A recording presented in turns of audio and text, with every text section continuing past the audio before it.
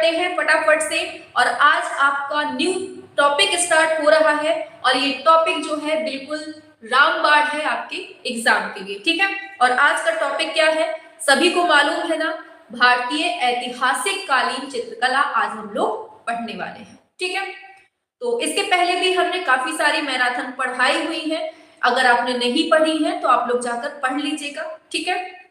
आज हमारा new topic start होने वाला है और इस टॉपिक से जितने भी क्वेश्चन आने वाले हैं आपके एग्जाम में, वो सारे क्वेश्चन आपको यहाँ पढ़ा दिए जाएंगे, ठीक है। जैसे हमने अभी लगातार कंटिन्यू पढ़ाए हैं, वैसे ही इस टॉपिक को भी बहुत अच्छे से पढ़ाएंगे, ठीक है। तो आप लोग रेडी है कि नहीं, जल्दी से एक बार कमेंट बॉक्स में छाप दीजिए रेडी है, फिर अपनी क्लास को हम स्टार्ट करें जल्दी से। हाँ, सब लोग प्रॉपर वे में सुन पा रहे हैं हमें कि नहीं, ये भी बता दीजिए। हाँ, आ गए मैम जी। हाँ, इस वाली लिंक को सभी तक शेयर कर दीजिए ताकि सभी बच्चों को मालूम चल सके कि क्लास बिल्कुल लाइव चल रही है और बहुत अच्छे से पढ़ाया जा रहा है, ठीक है। चलिए, बिल्कुल, वेरी गुड, शाबाश। चलिए शुरू करते हैं अपनी क्लास को और क्वेश्चन आता है आपके स्क्रीन पर, तो जल्दी से क्वेश्चन का आंसर देना शुरू करें आप लोग। लीजिए पहला, एक सेकेंड, हमने ये क्वेश्चन दूसरे निकाल लिए हैं जस्ट 1 सेकेंड।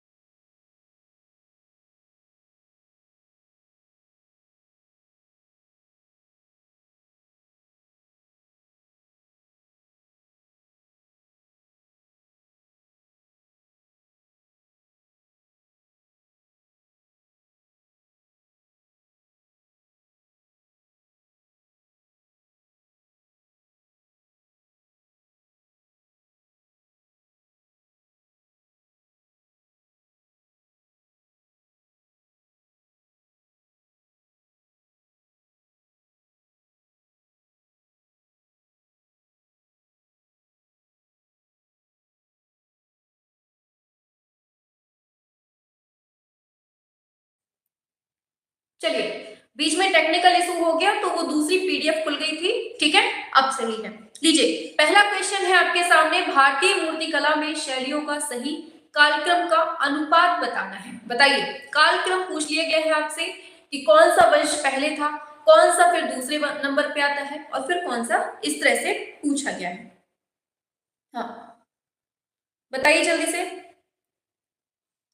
हाँ, फर्स्ट का बताएंगे सभी लोग, क्या हो जाएगा आंसर? बिल्कुल बिल्कुल, अच्छा।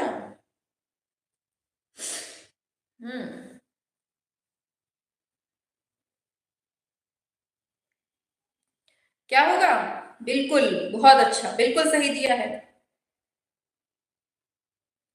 मैम क्या हो गया था, आवाज नहीं आ रही थी ना, इसलिए हमने बीच में ही डिस्टर्ब हो गई थी क्लास और पीडीएफ वहां से चेंज हो गई थी। चलिए आ जाइए, तो पूछा है भारतीय मूर्तिकला में शैलियों का सही कार्यक्रम का अनुपात बताना है और बहुत अच्छे से आप लोग बता रहे हैं, शाबाश, वेरी गुड। ऑप्शन सी हो जाएगा, पहले मौर्य आएंगे, फिर शुंग आएंगे, फिर आपके कुषाण आएंगे, फिर गुप्त हो जाएगा, ठीक है। इस तरह से आपका आंसर तो दिख ही रहा है भाई सामने। चलिए ठीक है, ऑप्शन सी हो जाएगा, ठीक है। चलिए अब दूसरा क्वेश्चन है आपके स्क्रीन पर, पूछा गया है आपसे, एक सेकेंड इसको छोटा कर दें।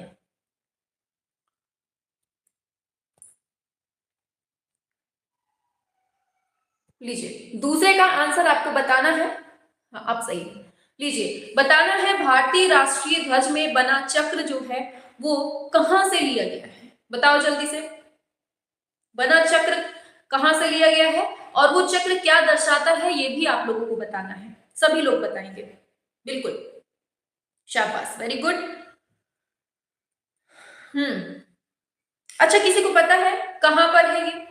अच्छा ये तो दिया ही है आंसर में, चलिए ठीक है, ऑप्शन डी हो जाएगा, सारनाथ उत्तर प्रदेश में स्थित जो अशोकी स्तंभ है, श्रृंग शीर्ष, उसी से इसको लिया गया है। ठीक है, अच्छा किसने इसको बनवाया था, मालूम है किसी को इसको किसने बनवाया था? और सारनाथ जो दिया है इसका पुराना नाम क्या है? सारनाथ को हम किस नाम से जानते हैं, बताओ जल्दी से।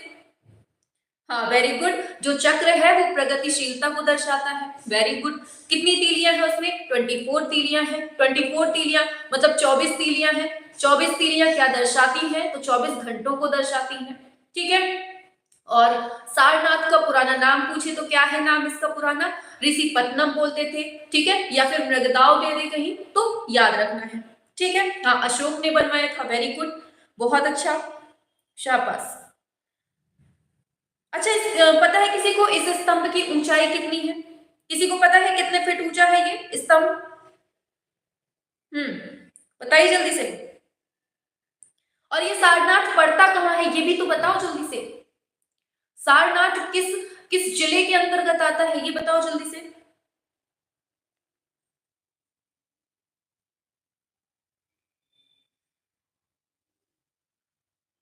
अच्छा, शाबाश, वेरी गुड।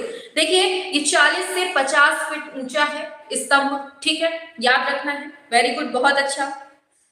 हाँ, इसमें कितने पशुओं को दिखाया गया है जल्दी से बताओ। हाँ, अपने उत्तर प्रदेश के वाराणसी जिले में है। उत्तर प्रदेश कोई जिला नहीं है बेटा, वाराणसी जिले के अंतर्गत आता है आपका सारनाथ। ठीक है, उत्तर प्रदेश में है। 24 तीलियां है, 40 से 50 फुट ऊंचा स्तंभ है, ये अशोक ने बनवाया है इसको।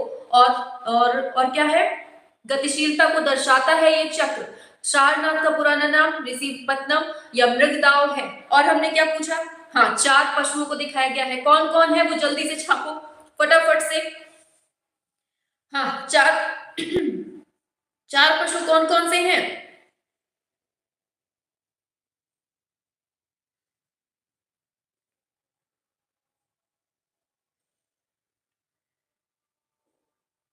देखिए आपको याद कराने के हम ट्रिक बता देते हैं। ठीक है, आपको याद रखना है भेल से। कैसे?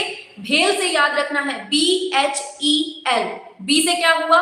बुल। बुल का मतलब बैल हो गया। फिर आता है H, BHEL। बी से बुल हो गया। ई फिर H आता है, H से हॉर्स हो गया। हॉर्स का मतलब घोड़ा हो गया। ठीक है, BH हो गया। फिर आता है ई का मतलब एलिफेंट होता है। एलिफेंट माने हाथी होता है।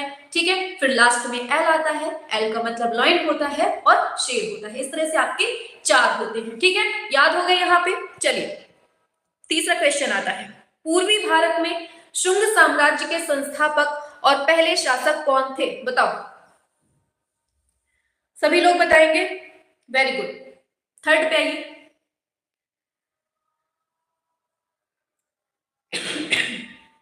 हाँ, थर्ड पे आइए जल्दी से फटाफट से। पुष्यमित्र शुंग। इसका आंसर क्या होगा? पुष्यमित्र शुंग हो जाएगा। ठीक है, आगे बढ़ते हैं। कौन से स्कूली कलाकार जो है वो बौद्ध विषयों पर केंद्रित थे? सभी लोग बताएंगे एक साथ आंसर। कौन से स्कूली कलाकार हैं जो बौद्ध विषयों पर केंद्रित थे? सभी लोग बताएंगे एक साथ। हाँ हाँ, वेरी गुड वेरी गुड। अच्छा ये बताओ, इसका जो आंसर है वो कौन से वंश के अंतर्गत विकसित होता है? बताओ जल्दी से, कौन से वंश के अंतर्गत मतलब विकसित होता है? बताओ जल्दी से। और गांधार जो कला शैली है इसमें कौन से रंग के पत्थर का यूज होता है? जल्दी बताओ। हम्म, बिल्कुल। देखिए आंसर की बात करेंगे, ऑप्शन बी हो जाएगा गांधार। ठीक है, अगर पूछा जाए यहाँ की जो मूर्ति शिल्प मिले हैं उनका समय क्या है, तो पहले से 4वीं शताब्दी के बीच का यहाँ में टाइम पीरियड मिलता है। क्लियर। और अगर पूछे यहाँ पर कौन से रंग का पत्थर मिला हुआ है, तो स्लेटी मतलब काला स्लेटी पत्थर मिला हुआ है। ठीक है, वेरी गुड। हाँ, कुषाण वंश से ये संबंधित भी है। बहुत अच्छा, चलिए आगे चलते हैं नेक्स्ट पर। दूसरा क्वेश्चन है आपके सामने, निम्नलिखित में से किस सम्राट ने धर्म और दर्शन पर अपने विचारों की व्याख्या करने के लिए पत्थर का उपयोग किया था? बताओ जल्दी से, किसने? फटाफट से। धर्म और दर्शन अपने विचारों की व्याख्या करने के लिए बताओ किसने किया था? अभिलेख किसने लिखवाए थे? अशोक ने। ठीक है, किसने लिखवाए थे? अशोक ने। सबसे बड़ा अभिलेख इनका कौन सा है? 13वें नंबर का जो शिलालेख है वो सबसे बड़ा है। ठीक है, याद रखना है। और इसी में जो आपका 261 ईस्वी में इनका कौन सा युद्ध था, क्या बोलते हैं, बहुत फेमस कलिंग युद्ध, कलिंग युद्ध की उसी में चर्चा है 13वें शिलालेख में। ठीक है, आगे नेक्स्ट है गंगा के किनारे मौर्य द्वारा निर्मित विशाल लकड़ी का किला कहाँ पाया गया है, बताओ। मौर्यों के द्वारा, बहुत इंपॉर्टेंट है ये क्वेश्चन, बहुत पूछा जाता है 6 का, लकड़ी का बना है, ये भी याद रखना है आपको। ठीक है, हाँ, तो ये होगा आपका आंसर क्या, ऑप्शन डी, बिहार में। नेक्स्ट है अश्वमेघ यज्ञ के समय श्री राम ने किसकी स्वर्ण प्रतिमा का निर्माण करवाया था, बताओ। और किसने किया था ये भी बताना है, ठीक है, किसने निर्माण किया था वो बताना है आपको, जल्दी से बताएंगे।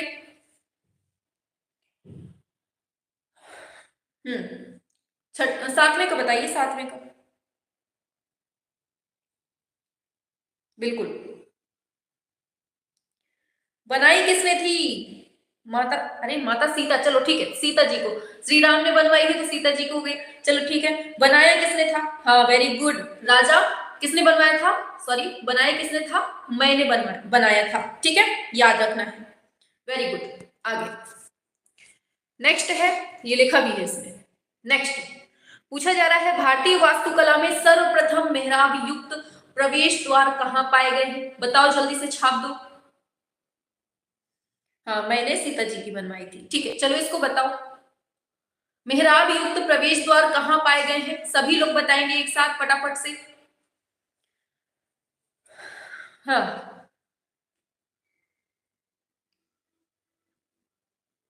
चलिए,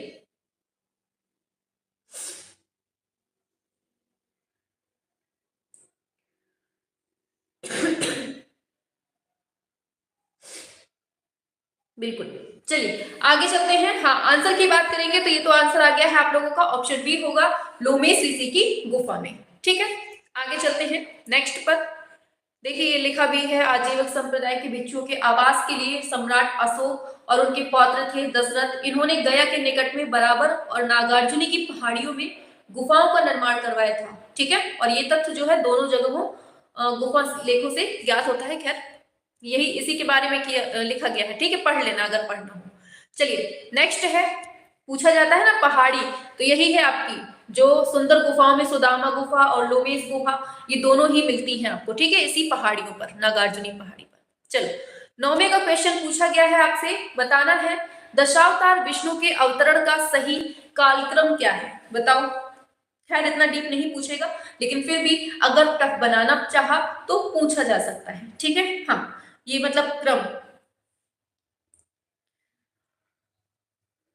चलिए हाँ आंसर की बात करेंगे, हाँ नागार्जुनी की पहाड़ियों पर, बिल्कुल ऑप्शन बी हो जाएगा, मकुवन, मतलब माँ से मत्स्य हो जाएगा, कु से कुर्म हो जाएगा, वा से वराह हो जाएगा और ना से नरसिंह हो जाएगा। ठीक है, याद रखना है, क्योंकि ज्यादातर अगर पूछता है क्रम तो यही वाला पूछता है, मत्स्य कुर्म वराह नरसिंह, मकुवन याद रखिएगा। ठीक है, आगे बढ़ते हैं, चलिए आगे चलते हैं। नेक्स्ट है सुल्तानगंज से प्राप्त है गुप्तकालीन बुद्ध प्रतिमा, इसकी भाव भंगिमा कैसी है, बताओ। बुद्ध प्रतिमा की भाव भंगिमा पूछ ली है, ध्यान मुद्रा में है, अभय मुद्रा में है, वितर्क मुद्रा में है, धर्म चक्र प्रवर्तन में है, बताओ जल्दी से फटाफट से। बिल्कुल बिल्कुल, चलिए आंसर की बात करेंगे, ऑप्शन बी हो जाएगा, अभय मुद्रा में। ठीक, नेक्स्ट पे आते हैं। देखिए ये इंपॉर्टेंट है, ये थोड़ा सा पढ़ लीजिए। सुल्तानगंज बिहार से प्राप्त जो गुप्तकालीन बुद्ध प्रतिमा है, इसकी भाव भंगिमा कैसी है, तो ये अभय मुद्रा में है। ठीक है, और तांबे से निर्मित बुद्ध प्रतिमा की ऊंचाई 7 फुट है और मुखमंडल पर अत्यंत शांति व गंभीरता के भाव है। इंपॉर्टेंट है इसलिए पढ़ा रहे हैं, ठीक है, वरना हम छोड़ देते।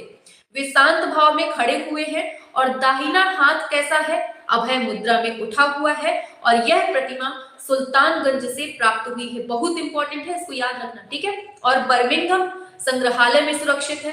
कहां पर, बर्मिंघम संग्रहालय में सुरक्षित है, और इसका अगर टाइम पीरियड पूछ ले तो 400 ईस्वी माना गया है। समझ गए, आगे चलते हैं।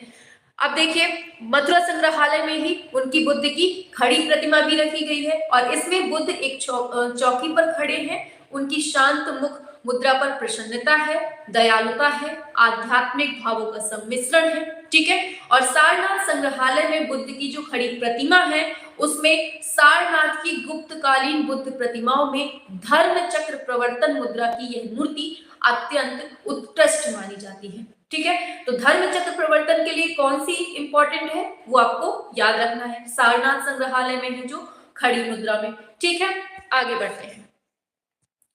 नेक्स्ट है, सारनाथ की बुद्ध प्रतिमा कौन से पत्थर से बनी है? बहुत इंपॉर्टेंट क्वेश्चन है ये सारे बताइए, बताएंगे सभी लोग? क्या होगा आंसर? किस चीज से बनी हुई है पूछा गया है उसमें। बिल्कुल आंसर की बात कर रहे हैं आप लोग, बहुत अच्छे से कर रहे हैं, वेरी गुड। हाँ, ऑप्शन ए हो जाएगा, चुनार बलुआ पत्थर से इसका निर्माण हुआ है। ठीक है, चलिए आगे चलते हैं। ये जितने क्वेश्चंस हैं इनके जितने भी फैक्ट दिए हुए हैं ये बहुत इंपॉर्टेंट है, इनको पढ़ लीजिए। क्या दिया है इसमें? सारनाथ की जो बुद्ध प्रतिमा है वो कौन से काल की है पूछेगा तो आपको याद होना चाहिए गुप्त काल की है। और गुप्त काल की मूर्तियों का केंद्र कौन कौन सा था? एक मथुरा था और दूसरा सारनाथ था। ठीक है, और गुप्त काल में मथुरा शैली अपने चरमोत्कर्ष में थी। पूछा जाएगा गुप्त काल में कौन सी शैली अपने चरम अवस्था में थी तो आपकी मथुरा शैली हो जाएगी। और गुप्तकालीन मूर्तियां चुनार के बादामी रंग के भुरभुरे पत्थर से या फिर कह दो बलुआ पत्थर से बनाई गई है। ठीक है, और भगवान बुद्ध की खड़ी और बैठी दोनों ही प्रकार की प्रतिमाएं यहाँ से प्राप्त हुई है। ये बहुत पूछा जाता है, इसको याद रखना, इसलिए पढ़ाई दे रहे हैं, नहीं तो हमने सब छुड़वा दिया है। चलो नेक्स्ट क्वेश्चन है आपका, बताना है,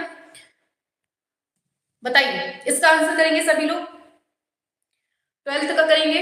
गुप्तकालीन मंदिर भीतरगांव में है। अच्छा, कैलाश मंदिर किसको कहते हैं बताओ जल्दी से फटाफट से। 12th का क्या होगा? पूछा क्या गया है इसमें? एकाश्म में शैल उत्कीर्ण मतलब एक ही पत्थर को काटकर किसको बनाया गया है ये पूछा गया है, बताओ।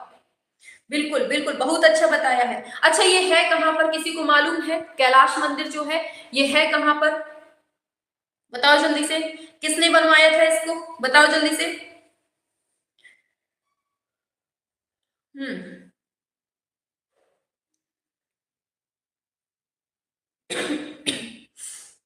बिल्कुल, शाबाश, वेरी गुड। कैलाश मंदिर, ठीक है, कैलाश मंदिर एलोरा में है। ठीक है, चलो देखो, इसकी लंबाई चौड़ाई पूछी जाती है, ये बस याद कर लो। लंबाई 14.2 फीट है, चौड़ाई 62 फीट है और ऊंचाई 100 फीट है। ये आपको मेनली इसको याद रखना है और है कहां पर? महाराष्ट्र में है, ये याद रखना है। ठीक है, चलिए आगे चलते हैं, बाकी अभी सब कुछ पढ़ेंगे ना, आगे पता चल जाएगा। परखम यक्ष नामक मूर्ति शिल्प जो है ये कौन से काल का है? सिंधु घाटी, मौर्य, कुषाण, गुप्त? सभी लोग बताएंगे आप लोग 30। परखम यक्ष किस काल का है? जितने फैक्ट पढ़ा रहे हैं सारे छपने वाले हैं, याद रखना। ठीक है, हाँ एक्स्ट्रा कुछ नहीं बताएंगे। हाँ 16 केव में है, चलो वेरी गुड, अभी बताएंगे वो सब कुछ। बिल्कुल, ऑप्शन बी होगा, ये मौर्य वंश से संबंधित है। ठीक है, अब देखो इसमें जो फैक्ट दिए हैं ये बिल्कुल रटने वाले हैं और ये पूछे जाते हैं। देखो, परखम यक्ष नामक जो मूर्ति शिल्प है कौन से काल से? मौर्य काल से है। और ये किसमें संग्रहित है? बहुत इंपॉर्टेंट, मथुरा संग्रहालय में इसका संग्रह है। फिर दूसरा पॉइंट दिया है चामर धारणी जो है ये पटना के पास दीदारगंज से प्राप्त हुई है। बहुत इंपॉर्टेंट है ये फैक्ट जितने दिए हैं। ठीक है, क्या है इसका दूसरा? क्या है? चामर धारणी, ये पटना के पास में कहां से प्राप्त हुई है? दीदारगंज से, जो कहां संग्रहित है? पटना संग्रहालय में संग्रहित है। 2 पॉइंट हुए। तीसरा पॉइंट लिखिए, यक्षिणी की जो मूर्ति है ये भोपाल के निकट बेसनगर से प्राप्त हुई। ये सब फैक्ट है जितना अभी हमने केवल परखम यक्ष क्वेश्चन था, लेकिन यहां से आपके बहुत इंपॉर्टेंट क्वेश्चन आपके कवर हो रहे हैं। समझिए क्या दिया है, यक्षिणी की मूर्ति कहां से मिली है हमें? भोपाल के निकट बेसनगर से मिली है और ये कहां रखी गई है? भारतीय संग्रहालय कलकत्ता में रखी गई है। ठीक है, समझ में आ रहा है ना? अगर आप लोग बोले तो ये फैक्ट ना पढ़ाए हम, लेकिन हमें लगता है कि इंपॉर्टेंट है इसलिए पढ़ाई दे रहे हैं। फिर है त्रिमुख यक्ष प्रतिमा, ये वाराणसी के राजघाट से प्राप्त हुई है, जो अब भारत कला भवन वाराणसी में ही इसको रखा गया है। ठीक है, फिर क्या दिया है लास्ट में पॉइंट, लास्ट में दिया है यक्ष की मूर्ति है सोपारा, बहुत इंपॉर्टेंट, सुप्रिक बोलते हैं, सुप्रिक से हमें प्राप्त हुई है। ठीक है, और रखी कहाँ है, राष्ट्रीय संग्रहालय दिल्ली में इसको रखा गया है। क्लियर, आगे बढ़ते हैं। नेक्स्ट क्वेश्चन है, सांची स्तूप पर कौन सी लिपि में संदेश खुदा हुआ है, बताओ। 14।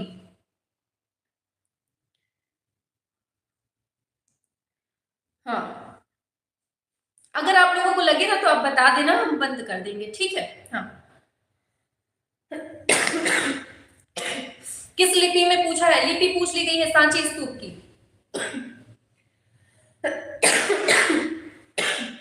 बिल्कुल, आंसर होगा आपका ऑप्शन ए, ब्राह्मी लिपि में। ठीक है, और देखिए इसके जो फैक्ट दिए हैं बहुत इंपॉर्टेंट है, इनको देख लीजिए। मौर्य शासक है, अशोक कालीन जो सांची स्तूप है, इस पर लिखा संदेश कौन सा है, ब्राह्मी लिपि में है, ये तो हमारा क्वेश्चन था। दूसरा देखिए, सांची स्तूप जो है ये मध्य प्रदेश के रायसेन जिले में स्थित है। सांची स्तूप का आकार कैसा है, ये अर्धवृत्ताकार है और बौद्ध धर्म से संबंधित है। कौन सा, सांची स्तूप, और निर्माण किसने करवाया है, अशोक ने करवाया है। सांची की एक शाल भंजिका यक्षी आकृति है, ये आंध्र सातवाहन काल की है। सब कुछ समझते जाना, मौर्य शासन में आपको लिपि मिल रही, ठीक है, हाँ, तो यहां तक हो गया। शाल भंजिका यक्षी की बात हुई, तो ये आंध्र सातवाहन काल की है। आगे देखिए, जितने फैक्ट हैं बिल्कुल रटना है, बहुत इंपॉर्टेंट है। आगे दिया है, सांची स्तूप को 1989 ईस्वी में, बहुत भयंकर तरीके से इसको स्टार लगा लो, 1989 में कहां पर, विश्व धरोहर स्थल में इसको शामिल किया गया था। कब, 1989 में। और शुंग काल में सांची स्तूप पर पाषाण वेटिका बनाई गई तथा चारों दिशाओं में 4 तोरण द्वार भी बनाए गए। मतलब ये जितना भी दिया है पूरा याद करना है आपको, कोई लाइन आपको छोड़नी नहीं है। ठीक है, चलिए आगे चलते हैं। नेक्स्ट है, कन्हेरी की गुफा कहाँ स्थित है, बताएंगे। कन्हेरी गुफा कहाँ है, आंध्र प्रदेश में है क्या, बताओ जल्दी से। 15 का करेंगे सभी लोग। और यहाँ पर कितनी गुफाएं मिलती हैं, सभी लोग बताएंगे। किस धर्म से संबंधित है, सब कुछ बता दो जल्दी से। 15, हाँ। हाँ, अशोक के शिलालेखों को जेम्स प्रिंसेप ने पढ़ा था, कब पढ़ा था, 1837 में पढ़ा था, ये भी याद रखना है। ठीक है, किसने बताया है, रागिनी वर्मा ने, वेरी गुड, बहुत अच्छा। चलिए इसको बताइए, कन्हेरी की गुफा कहाँ है इसमें, हाँ इसको बताइए जल्दी से। हाँ, इसमें 100 से ज्यादा हमें गुफाएं मिलती हैं। ठीक है, और ये कौन से धर्म से संबंधित है, बौद्ध धर्म से संबंधित है।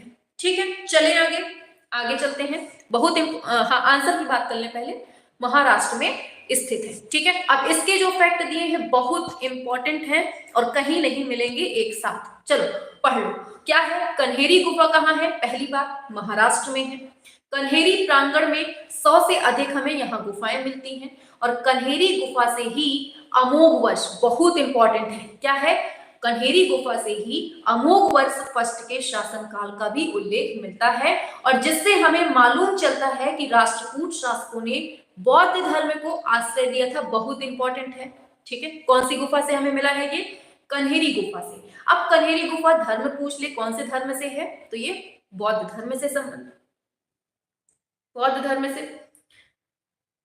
चलिए ठीक है, हाँ, फिर क्या है, कन्हेरी गुफा की संख्या दूसरी और 56 नंबर में क्या हमें मिला है, अवलोकितेश्वर की विशालकाय मूर्ति मिली है। बहुत इंपॉर्टेंट है, अवलोकितेश्वर की कन्हेरी गुफा में किस संख्या में हमें, किस गुफा संख्या में मूर्तियां मिली हैं हमें, तो क्या क्या आपको पता चलेगा, तो याद रखना है दूसरे नंबर की और 56 नंबर की गुफा में मिली है। क्लियर हुआ, आगे फिर देगा, कन्हेरी गुफा की संख्या 14 नंबर में 11 मुखों वाला अवलोकितेश्वर की मूर्ति दर्शनीय है। बहुत इंपॉर्टेंट है, रट लो बिल्कुल से। 11 मुख का अवलोकितेश्वर कहां से मिला है, 14 नंबर में। ठीक है, और 2 और 56 में क्या मिला है, केवल अवलोकितेश्वर की बड़ी सी मूर्ति मिली है। क्लियर हो गया, 11 14 याद कर लीजिए एक साथ, तो ऐसे ट्रिक बना के याद कर लीजिए आप। अब देखिए कन्हेरी की गुफा की ये भी पूछी जा सकती है कि इसका मतलब क्या है। ये दूसरी शताब्दी के युगल दंपतियों के शिल्प भी यहाँ पर हमें देखने को मिलते हैं। खैर इतना इंपॉर्टेंट नहीं है। आगे नेक्स्ट है परखम यक्ष। अब किससे संबंधित है बताओ। अब बता लेंगे ना आप लोग, जितना अभी हमने ये रामायण पढ़ी है अब बन जाएगा आपसे। 16 बताओ फटाफट से। अरे परखम यक्ष कौन से काल से संबंधित है। ये वो क्वेश्चन है जो आपको घुमा के रख देंगे एग्जाम में। बताओ 16 पे आइए। देखिए आंसर की बात करते हैं, बिल्कुल सही दिया है, ऑप्शन सी हो जाएगा। क्या आपका मौर्य काल हो जाएगा। ठीक है चलो आगे चलते हैं नेक्स्ट पे। देखो ये इंपॉर्टेंट है। वेसनगर कहाँ है आपके मध्य प्रदेश में है। यहां से प्राप्त है क्या, एक यक्षी प्रतिमा प्राप्त है जिसका स्थानीय नाम हम क्या बोलते हैं, तेलीन बोलते हैं। ये पूछा जाता है क्या बोलते हैं, तेलीन बोलते हैं। और इसका संग्रह कहाँ है, ये भारतीय राष्ट्रीय संग्रहालय कोलकाता में रखा गया है। क्लियर, आगे चलते हैं। और ये दिया है प्राचीन वाराणसी के राजघाट स्थान से प्राप्त है त्रिमुख यक्षी मूर्ति। और ये कहाँ रखी गई है, भारत कला भवन वाराणसी में रखी है। अभी पीछे ही पढ़ चुके हैं। ठीक है अब देखिए त्रिमुख की बात हो गई वाराणसी में। अब दो मुही यक्ष मूर्ति कहाँ रखी गई है, ये आपकी पटना जिले से मिली हुई है हमें। ठीक है ग्वालियर में हमें क्या मिला है, मणिभद्र यक्ष की मूर्ति। ये सब यक्ष से संबंधित जो मूर्तियां मिल रही है ना बहुत इंपॉर्टेंट है, पूछ ली जाती है कि कौन से। जैसे 3 मुख का पूछ लेगा तो बनारस में हो गया, 2 मुख का पूछ लेगा तो आपके पटना में हो गया, और मणिभद्र यक्ष पूछ लेगा तो कहाँ अपने ग्वालियर में हो गया। ठीक है आगे चलते हैं। और ऐसे ही ये चामर धारणी पूछ ले तो कहाँ से मिली है, ये भी पटना के ही दीदारगंज से मिली है। ठीक है ये सारे याद रखने हैं आपको। आगे चलते हैं नेक्स्ट है, लीजिए बताना है भारतीय मूर्तिकला में शैलियों का। अच्छा वही क्वेश्चन है, रिपीट हो गया है, बताओ अभी पढ़ चुके हैं। बताइए सभी लोग क्या होगा।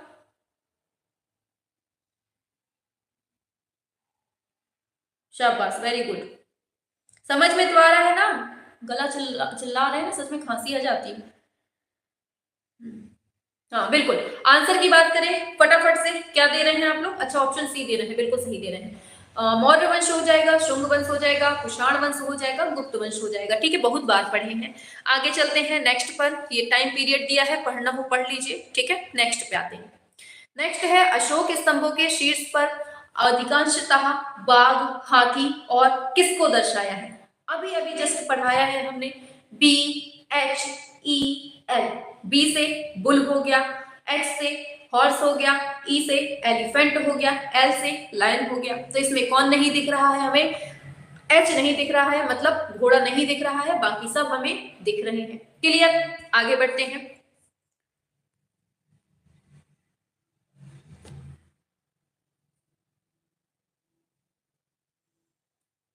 इसमें तो आंसर A और C दोनों हो जाएगा ना। इसमें तो दोनों आंसर हो जाएंगे A और C। वृषभ भी, वृषभ का मतलब बैल होता है ना, तो ऑप्शन C भी होगा, A भी होगा। ठीक है इसमें गलत दिया हुआ है। हाँ चलिए आगे चलते हैं। देखिए ये बहुत इंपॉर्टेंट है, इसको पढ़ लो। नेक्स्ट दिया है सारनाथ स्तंभ जो है ये 4 सिंहों का बना हुआ है, ये तो देख चुके हैं। आगे है रामपुरवा स्तंभ, बहुत इंपॉर्टेंट है। ये कहां पर है, जिला चंपारण बिहार में है। और यहाँ पर वृषभ शीर्षक युक्त हमें बना हुआ है, मतलब ये।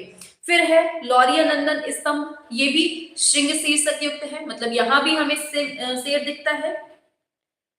क्या पूछा है, दर्शाया गया है पूछा है भाई। चलो ठीक है, ठीक है तो क्या है लौरिया नंदनगढ़ स्तंभ में भी हमें शेर, इनमें पूछ लिया जाता है कि किसमें हमें क्या क्या चीजें दिखाई गई हैं। सारनाथ स्तंभ में 4 सिंह दिखाए गए हैं, रामपुरवा स्तंभ में बैल को दिखाया गया है, लौरिया नंदन स्तंभ में सिंह को दिखाया गया है, रुम्मन देई में क्या दिखाया गया है, अश्व को दिखाया गया है। फिर बसाड़ में बखीरा और कोल्हुआ स्तंभ दिखाया गया है, मतलब इन दोनों को कहा बसाड़ में दिखाया गया है। ठीक है और संकिसा के स्तंभ में हमें हाथी देखने को मिलता है।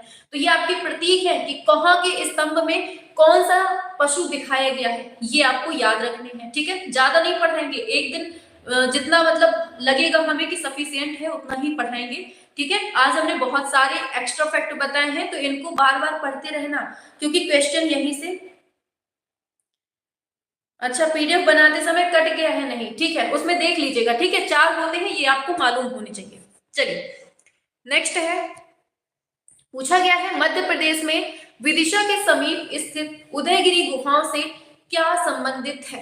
उदयगिरी की गुफाएं पूछी हैं, कौन से धर्म से संबंधित है उदयगिरी की गुफाएं? जल्दी से छाप के बताओ, धर्म बताओ पहले, उससे आपका आंसर तुरंत पता चल जाएगा। जल्दी से बताएंगे। धर्म पूछा गया है, उदयगिरी से कौन सा धर्म संबंधित है, बताओ।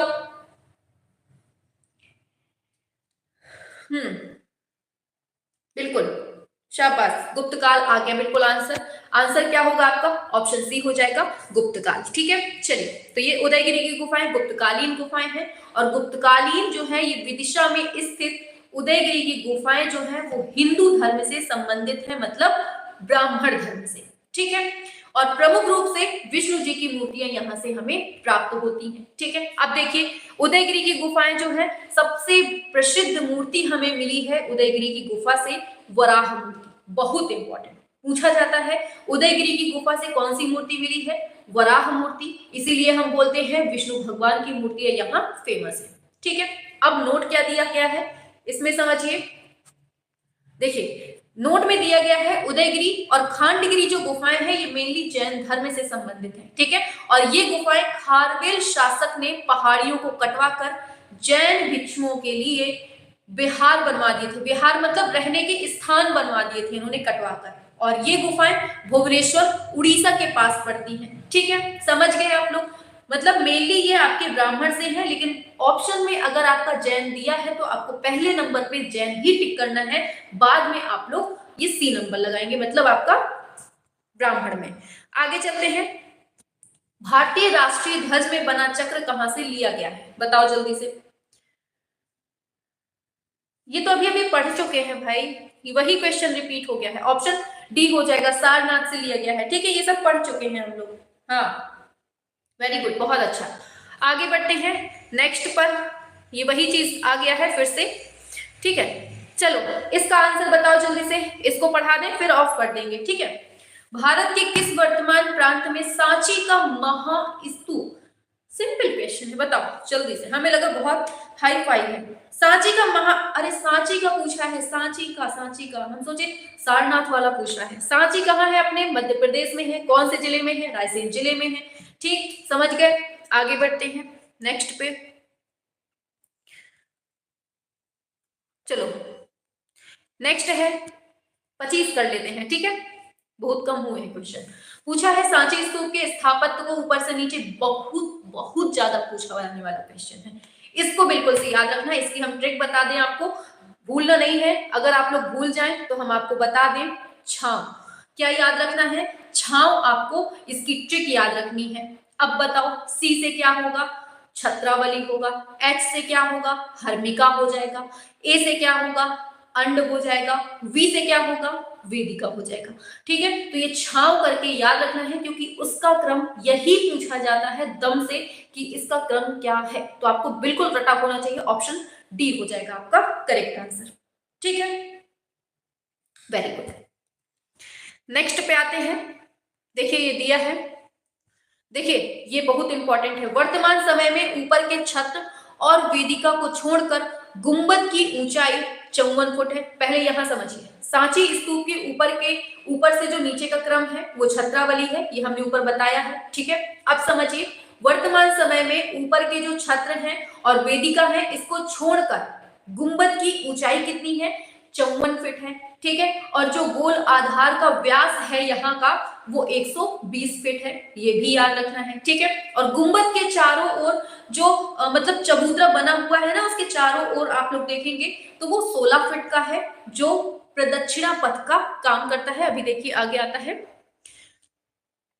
आगे दे रहा है वेदिका के भीतर 7 फीट प्रदक्षिणा पथ पर शिलापट्ट बिछे हुए हैं, ठीक है। हर्मिका और त्रिपट सहित छत्र यष्टि है। ये जो फैक्ट दिए है ना, इनको बिल्कुल से रट लेना, जितने भी हैं। आज हम ज्यादा नहीं पढ़ाएंगे, बस यहीं तक, क्योंकि हमें पता है आज बहुत सारे फैक्ट हैं जो बिल्कुल रटने हैं आपको, ठीक है। हाँ,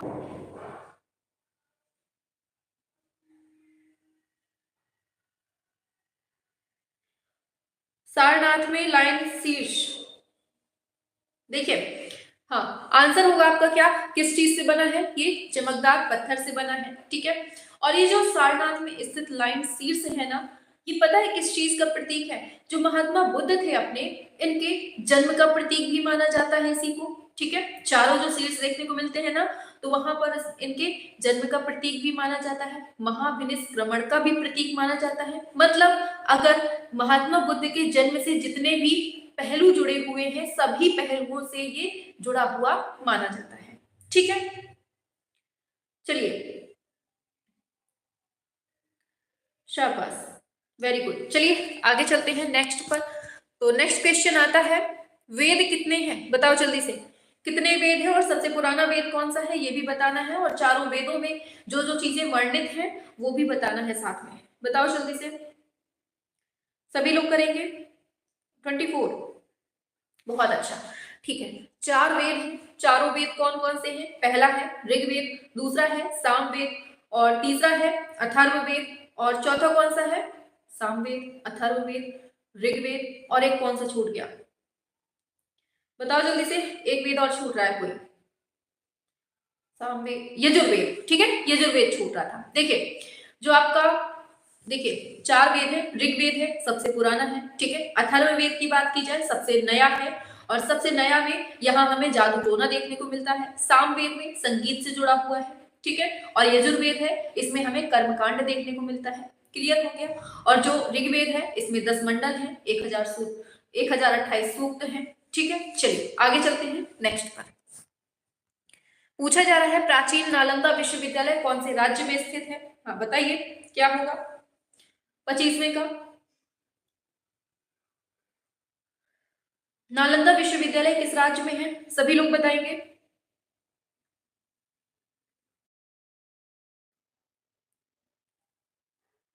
सभी लोग करिए। नालंदा पूछ बिहार में है, ठीक है, ऑप्शन डी बिहार में है। आगे चलते हैं, का प्राचीनतम नाम क्या है बताइए।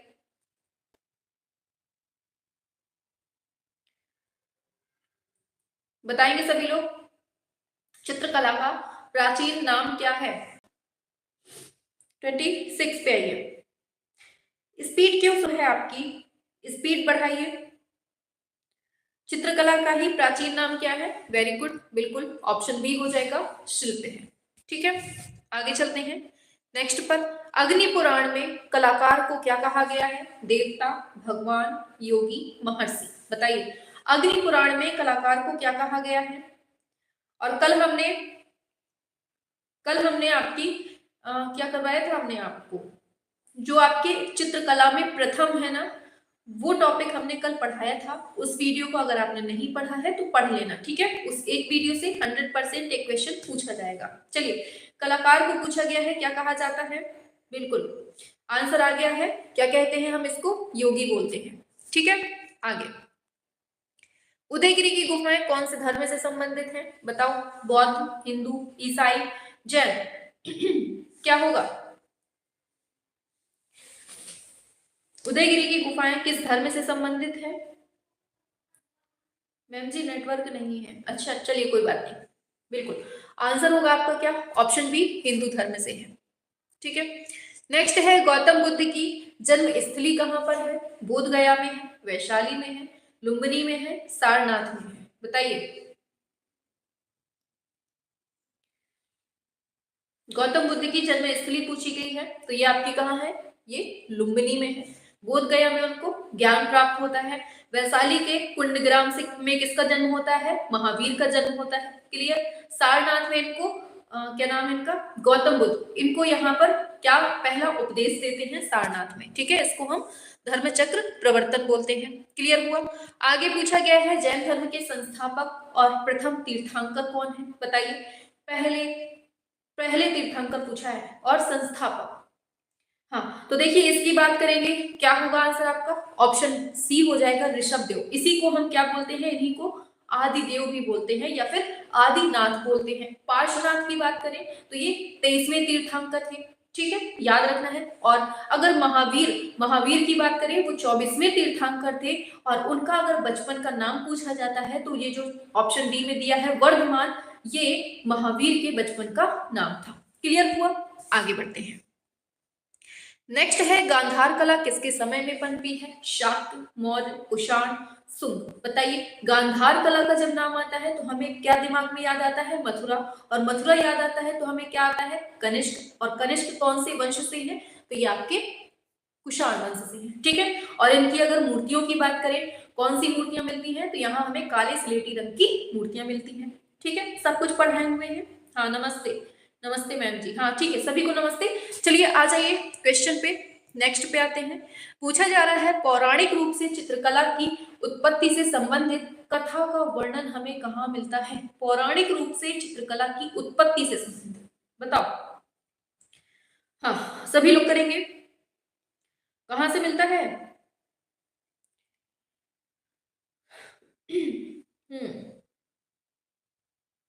और ये चित्रलक्षणम को किसने लिखा है? सभी लोग बताओ।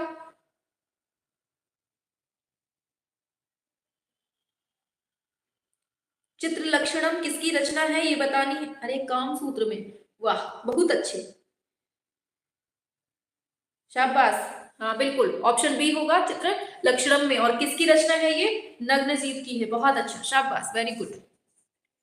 नेक्स्ट है, आदिकाल की चित्रकला कब से कब तक मानी जाती है? बताओ, टाइम पीरियड पूछा गया है 33। शाबाश, आंसर करो फटाफट से। आदिकाल की चित्रकला कब से कब तक मानी जाती है? बिल्कुल, वेरी गुड। हाँ शाबाश, ऑप्शन बी हो जाएगा। ये 3000 ईसा पूर्व से 50 ईस्वी तक का माना जाता है, ठीक है। आगे, कनिष्क मूर्ति किस काल से पनपी है? बताओ, किस काल की बनी हुई है कनिष्क की मूर्ति? 34।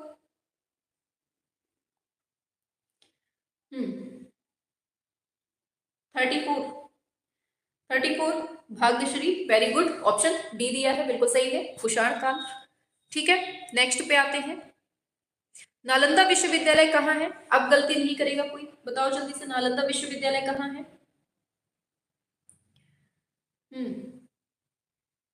कहाँ है नालंदा विश्वविद्यालय?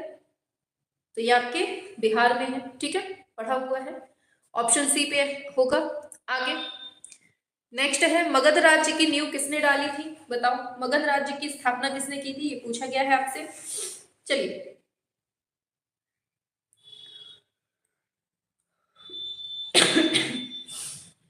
ये कौन है? बिंबिसार, इसने नींव डाली थी, ठीक है।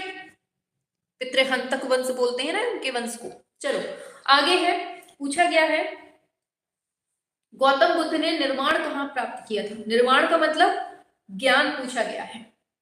और महापरिनिर्वाण का मतलब क्या होता है? मृत्यु। निर्वाण की बात हो रही है। खैर, यहां पर जो निर्माण लिया गया है ना वो, हाँ ये है तो गया, ठीक है, बोध गया में। हाँ चलिए आगे चलते हैं। देखिए यहाँ पर जो अर्थ लिया गया है ना निर्वाण का, वो मृत्यु से लिया गया है, तो इसका कुशीनगर हो जाएगा। और अगर यहाँ बोध गया हो दिया होता तो आपका निर्वाण का अर्थ बोध गया से हो जाता। निर्वाण का देखिए दो अर्थ होता है, एक अर्थ होता है ज्ञान, अगर ज्ञान की बात होती तो बोध गया हो जाता, लेकिन यहाँ जो अर्थ लिया है वो कुशीनगर मतलब मृत्यु से लिया गया है, ठीक है। आगे, नेक्स्ट है, मूर्ति कला की वह शैली कौन सी है जो ग्रीक प्लस रोमन कला से प्रभावित रही? बताओ 38। हाँ, शिक्षा निर्माण, चलिए इसको बताइए 38।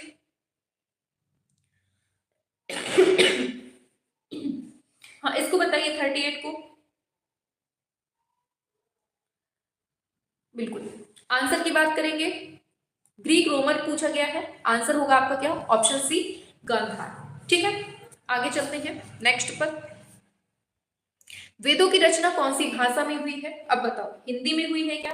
फारसी में? कौन सी भाषा में हुई है बताओ जल्दी से। वेद किस में लिखे गए हैं बताओ? वेरी गुड, बिल्कुल आंसर दिया है सही, ऑप्शन डी हो जाएगा, ये संस्कृत लैंग्वेज में लिखा गया है, ठीक है। आगे बढ़ते हैं नेक्स्ट पर, भगवान बुद्ध ने पहला उपदेश कहाँ दिया था? बताओ, किसके घर में दिया था? फटाफट से छाप के बताओ। जहां पर दिया है वहां पर किसका घर पड़ता है? फटाफट से बताओ जल्दी से। ए, ऑप्शन ए सारनाथ में दिया गया था, वाराणसी में। क्लियर? आगे, इंडो आर्य कौन सी भाषा बोला करते थे? बताओ, हिंदी, देवनागरी, संस्कृत, पाली। शाबाश, ऑप्शन सी होगा, ये संस्कृत भाषा बोलते थे। ठीक है, पल्लव कला के अंतर्गत कौन से कला केंद्रों का विकास होता है? खजुराहो, एलोरा, महाबलीपुरम। बताओ, 42 किस चीज का होता है? बिल्कुल, हाँ, आंसर की बात करेंगे, आंसर क्या होगा? ऑप्शन सी हो जाएगा, महाबलीपुरम में। ठीक है, चलिए, वेरी गुड। आगे चलते हैं, यहीं से कृष्णा नदी निकलती है। ठीक है, पूछा गया है खांडगिरी और उदयगिरी की गुफाएं कहां पर स्थित हैं? यूपी, एमपी, उड़ीसा, पश्चिम बंगाल में। कहां पर है ये खंडगिरी और उदयगिरी की गुफाएं? बिल्कुल, आंसर होगा क्या? ऑप्शन सी, ये जैन धर्म से संबंधित है और शुंग काल में ये बनवाई गई थी। ठीक है, शुंग काल की है मेनली। ठीक है, उड़ीसा में। नेक्स्ट, अब मौर्य काल से क्वेश्चन है। पूछा गया है कुषाण काल के दौरान पल्लवित पुष्पित बौद्ध स्थल कौन सा है? बताइए, सभी लोग बताएंगे फटाफट से। क्या होगा आंसर? मौर्यकालीन स्तंभ, सॉरी, मौर्यकालीन स्तंभ और मूर्ति कला यहां से स्टार्ट हो गया आपका। अब बताइए पहला क्वेश्चन का आंसर क्या होगा? एक सेकेंड, ये तो इनमें से एक, अरे हाँ, ठीक है, ये ऑप्शन दिए हैं इसमें, वही तो हम कह रहे हैं, ये तो एक से ज्यादा है। बताइए, कुषाण काल में पल्लवित पुष्पित बौद्ध स्थल कौन कौन से हैं जो कुषाण काल के हैं? बताइए।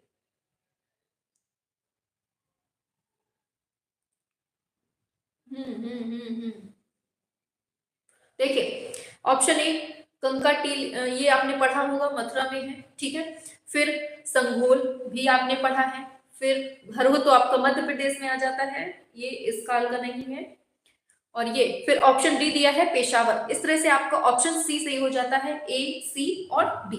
ठीक है, आगे चलते हैं। नेक्स्ट है, अशोक के पोते दशरथ ने इनमें से कौन सी गुफा का निर्माण करवाया था? बताओ, 45 का आंसर। हाँ, किसका?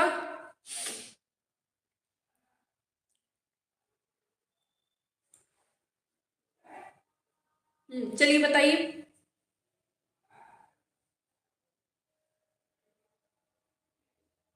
देखिए,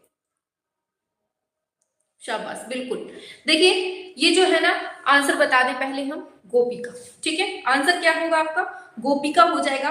लेकिन आपको याद रखना है, इन नागार्जुनी पहाड़ी पर है ये। ठीक है, जो अशोक के पौत्र थे ये दशरथ, इन्होंने 3 पहाड़ियां, मतलब एक आपकी कौन सी गुफा है ये? नागार्जुनी पहाड़ी पर।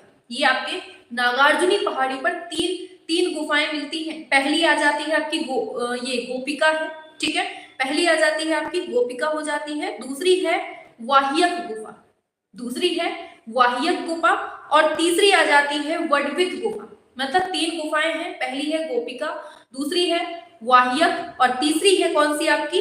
वडवित गुफा। ठीक है, इनका निर्माण जो किसने करवाया था? वो दशरथ ने करवाया था। ठीक है, याद रखना है। चलिए, वेरी गुड, आगे चलते हैं नेक्स्ट क्वेश्चन पे। ये देखिए, देखा लिखा हुआ है, नागार्जुनी पहाड़ी पर 3 गुफाएं हैं, वाह्यक गुफा, गोपिका गुफा और वडवित गुफा। इनका निर्माण किसने? दशरथ ने करवाया था। ठीक है, याद रखना है। नेक्स्ट क्वेश्चन पे आते हैं। देखिए, ये इंपॉर्टेंट है, ये दिया है, सोन भंडार गुफा है एक, उसके प्रवेश द्वार पर मेहराब बना हुआ है ना, जिस पर ओपदार पॉलिश है। ठीक है, और कन्हेरी की गुफा 2 और 56, ये हमने लास्ट क्लास में भी पढ़ाया था आपको। अवलोकितेश्वर की विशालकाय मूर्ति मिलती है, और गुफा संख्या 14 जो है, इसमें 11 मुखों वाली अवलोकितेश्वर की प्रतिमा मिलती है। ठीक है, पढ़ा चुके हैं ये सब पिछली वाली क्लास में।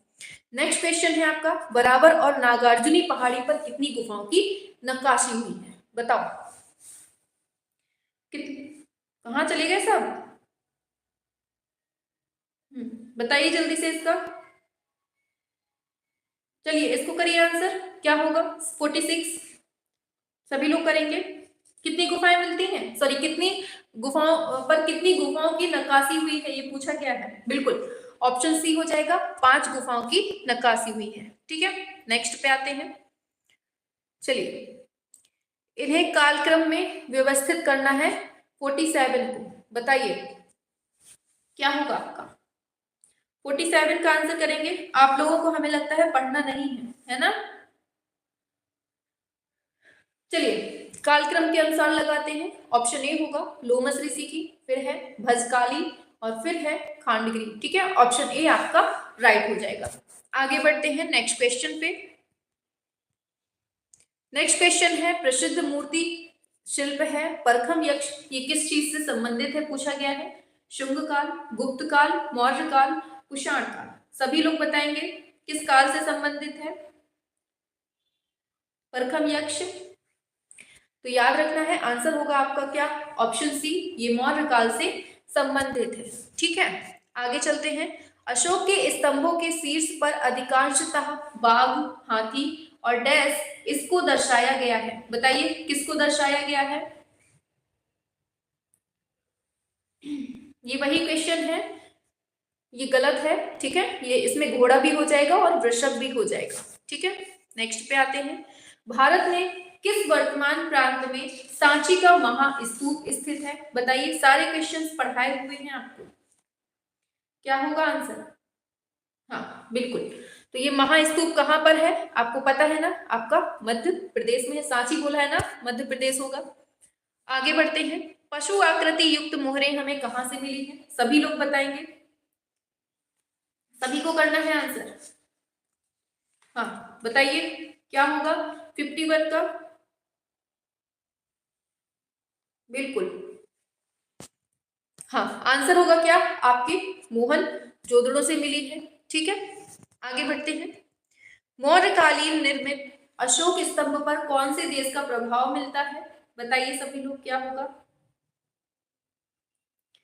कौन से देश का प्रभाव मिलता है मौर्यकालीन अशोक स्तंभ पर, सब पढ़ा हुआ है। ऑप्शन सी, ईरान का प्रभाव है। ठीक है, आगे बढ़ते हैं। अशोककालीन स्तंभ के शीर्ष पर जो आकृतियां हैं वो किस चीज की हैं, बताओ जल्दी से फटाफट से, सब कुछ पढ़ाया हुआ है। किस चीज की आकृतियां मिली हैं हमें, 53 पे आइए, 53 पे।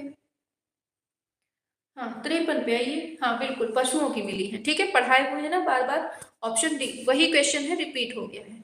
नेक्स्ट है सम्राट अशोक किस राज्य पर चढ़ाई के बाद बौद्ध बने थे, बताओ। यूपी, बिहार, झारखंड, उत्कल प्रदेश, क्या होगा आंसर। आंसर की बात करेंगे आपका हो जाएगा क्या, उत्कल प्रदेश हो जाएगा। ठीक है, चलिए वेरी गुड, बहुत अच्छा। नेक्स्ट पे आते हैं। अशोक के कौन से बौद्ध संगीति का आयोजन किया था, बताइए। प्रथम, द्वितीय, तृतीय, चतुर्थ, बताएंगे सभी लोग। अशोक की बात हो रही है। आंसर होगा आपका ऑप्शन सी, ये है तृतीय बौद्ध संगीति थी। ठीक है, पहली थी अजातशत्रु के टाइम पे, फिर दूसरी थी कालाशोक के टाइम पे, फिर तीसरी थी आपके अशोक के टाइम पे, और फिर थी कनिष्क के टाइम पे। ठीक है, और पहली कहाँ हुई थी, राजगृह में हुई थी, दूसरी वैशाली में हुई थी, और तीसरी पाटलिपुत्र में हुई थी, और चौथी कुंडग्राम में हुई थी। ठीक है, इस तरह से आपकी चारों हुई थी। ठीक है, आगे। सम्राट अशोक की राजधानी कौन सी थी, बताइए सभी लोग। सारे क्वेश्चंस मोस्ट इंपॉर्टेंट है और सारे कहीं ना कहीं पूछे जा चुके हैं। बताइए अशोक की राजधानी पूछी गई है, बताइए। तो यही अपनी पाटलिपुत्र थी। ठीक है, इन्हीं के टाइम पे यहाँ पर बौद्ध संगीति भी हुई थी। आगे, अशोककालीन शिलालेखों को पढ़ने में प्रथम जो सफलता मिली है वो जेम्स किसको मिली है, बताओ जल्दी से। हाँ किसको मिली है, जेम्स प्रिंसिप को मिली है, और कब मिली है, 1837 में मिली थी। ठीक है, आगे चलते हैं। आज थोड़ा हमारे सिर में दर्द है इसलिए आज डिटेल मत पढ़िए, बाद में पढ़ाएंगे फुल डिटेल। पूछा गया है अशोक स्तंभ किससे बना हुआ है, चुनार सैंडस्टोन से, ब्लैक स्किट से, या फिर रेड सैंडस्टोन से, या ग्रेनाइट स्टोन से, बताइए सभी लोग क्या होगा। अशोक स्तंभ किससे बना हुआ है, बार बार पढ़ाया हुआ है आपको। आंसर की बात करेंगे, ऑप्शन ए हो जाएगा, चुनार सैंडस्टोन से बना हुआ है। ठीक है, आगे चलते हैं। नेक्स्ट है, सांची और भरहुत स्तूप कौन से काल में बनते हैं? सभी लोग बताएंगे। हाँ, 59 पे आएंगे सभी लोग। सांची और भरहुत स्तूप जो है वो कौन से काल में बनते हैं? तो हमने बार बार पढ़ाया हुआ है। आपका मेन जो होगा आपका शुंग काल इसमें मेनली वर्क करता है। ठीक है, चलिए, शाबाश, वेरी गुड। चलिए आगे चलते हैं नेक्स्ट क्वेश्चन पे। हाँ, आंसर करते रहिए आप लोग। पूछा गया है, अशोक का ऐसा कौन सा अभिलेख है जिस पर मयूर की, ये बहुत पूछा जाता है ये क्वेश्चन, इसको याद कर लेना अच्छे से। हाँ, बताएंगे सभी लोग, बिल्कुल, शाबाश। आंसर की बात करेंगे, आपका ये होगा ऑप्शन डी, नंदगढ़ में। ठीक है, आगे नेक्स्ट है, बुद्ध की जो मूर्तियां हैं वो किसके काल में बनवाई गई थी? कनिष्क, बौद्ध, यूनानी काल में, गुप्त काल में? 61 का बताइए। हाँ, बुद्ध की मूर्तियां सबसे ज्यादा जो बनी हुई थी वो कनिष्क के काल में बनी थी और स्लेटी पत्थर में बनी थी, काले स्लेटी में। ठीक, आगे बढ़ते हैं। विश्व का सबसे बड़ा स्तूप कहाँ पर है? ये बहुत इंपॉर्टेंट है, इसको बताओ, बहुत ज्यादा इंपॉर्टेंट है। ठीक है,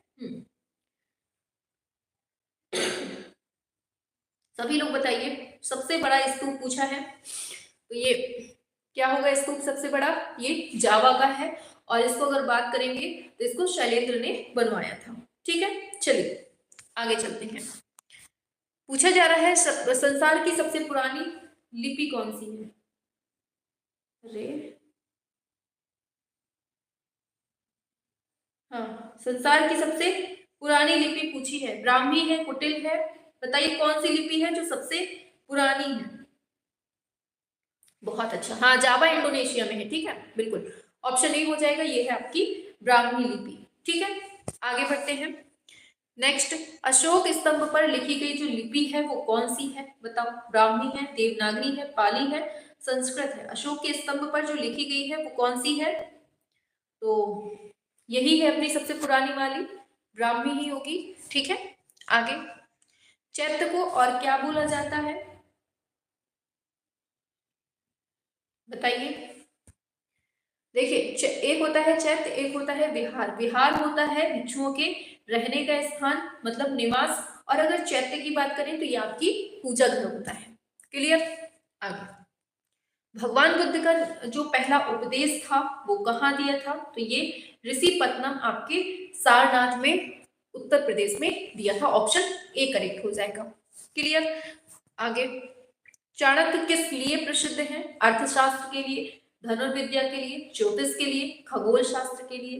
तो देखिए चाणक्य, देखिए अर्थशास्त्र, पहले आंसर बता दें, ऑप्शन ए हो जाएगा अर्थशास्त्र। ठीक है, अर्थशास्त्र जो है वो दो टाइप से लिखी गई है, एक राजनीति के ऊपर लिखी गई है और एक पैसे रुपयों के ऊपर लिखी गई है। अगर हम राजनीति की बात करें तो राजनीति पर चाणक्य ने लिखी है अर्थशास्त्र, और जो पैसे रुपयों वाली है उसको लिखी है एडम स्मिथ ने। ठीक है, आगे चलते हैं नेक्स्ट पर।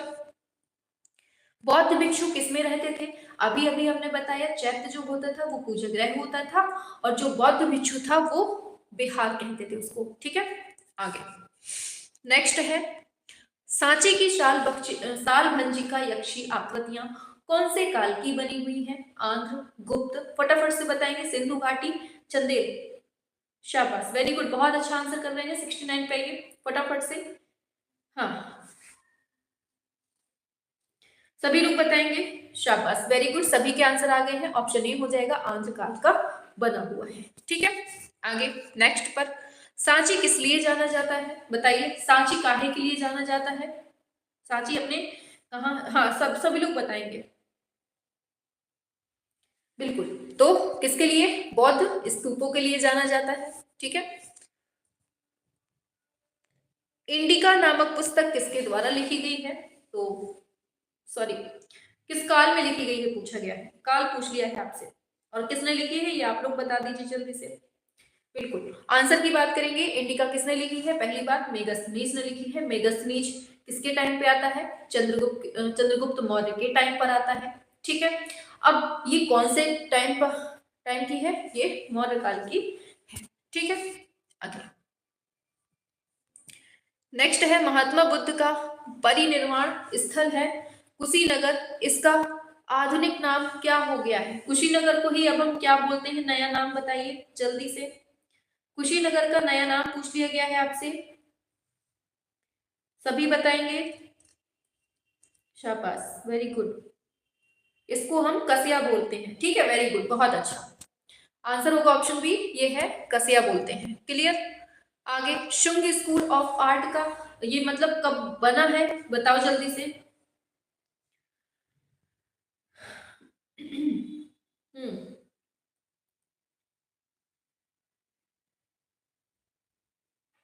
बताइए जल्दी से।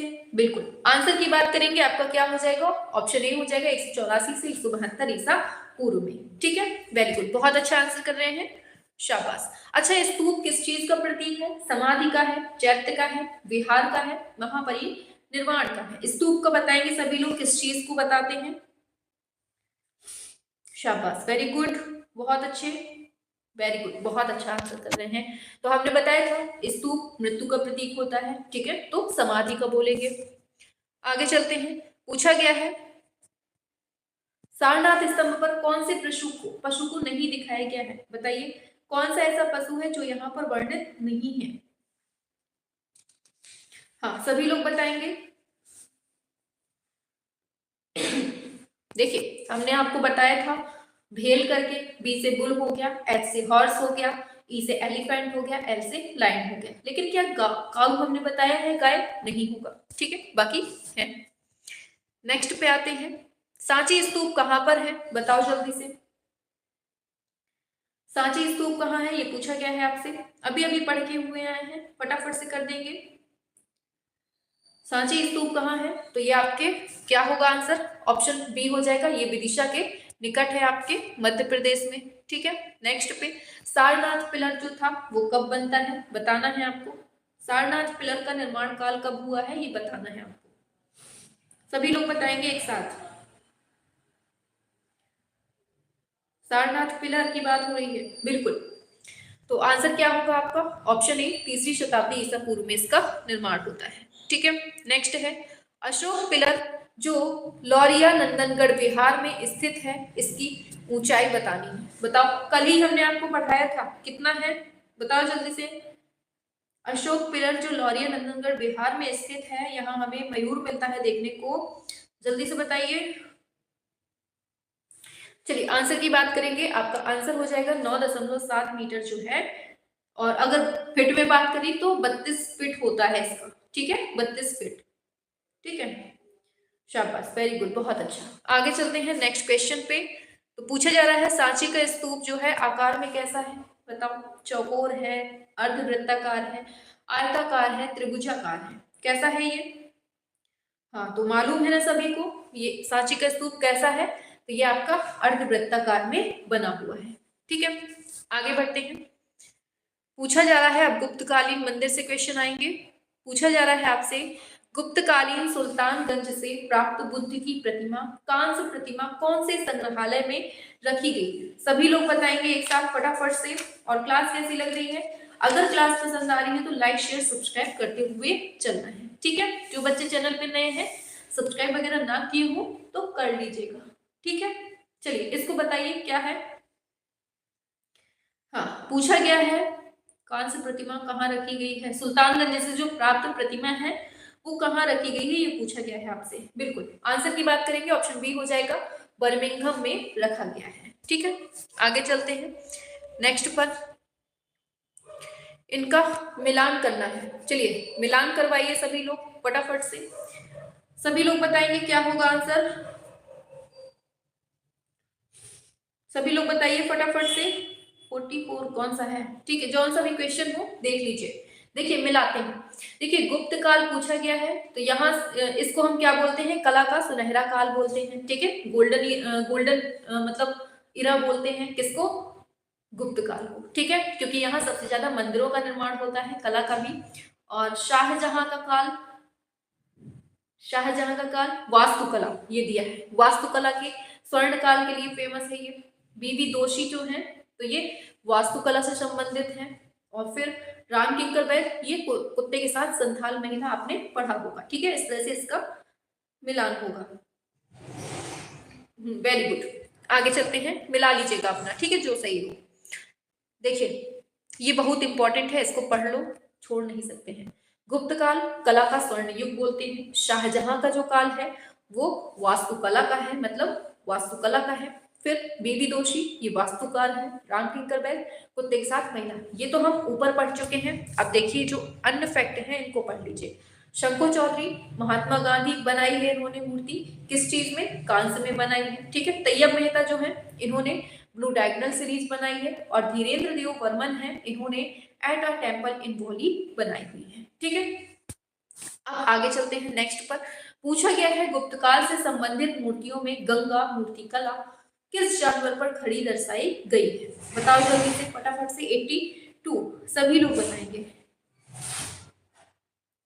बहुत इंपॉर्टेंट है, सभी लोग बताइए। आप लोगों ने ये चित्र मतलब हर जगह देखा होगा, कहीं ना कहीं देखा जरूर होगा। 82 बिल्कुल आंसर है आपका ऑप्शन ए, ये है मगरमच्छ पर दर्शाई गई है, ठीक है।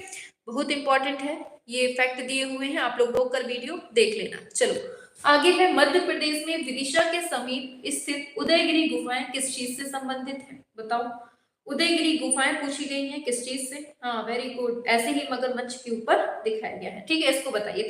83 उदयगिरी की गुफाएं किस काल से हैं।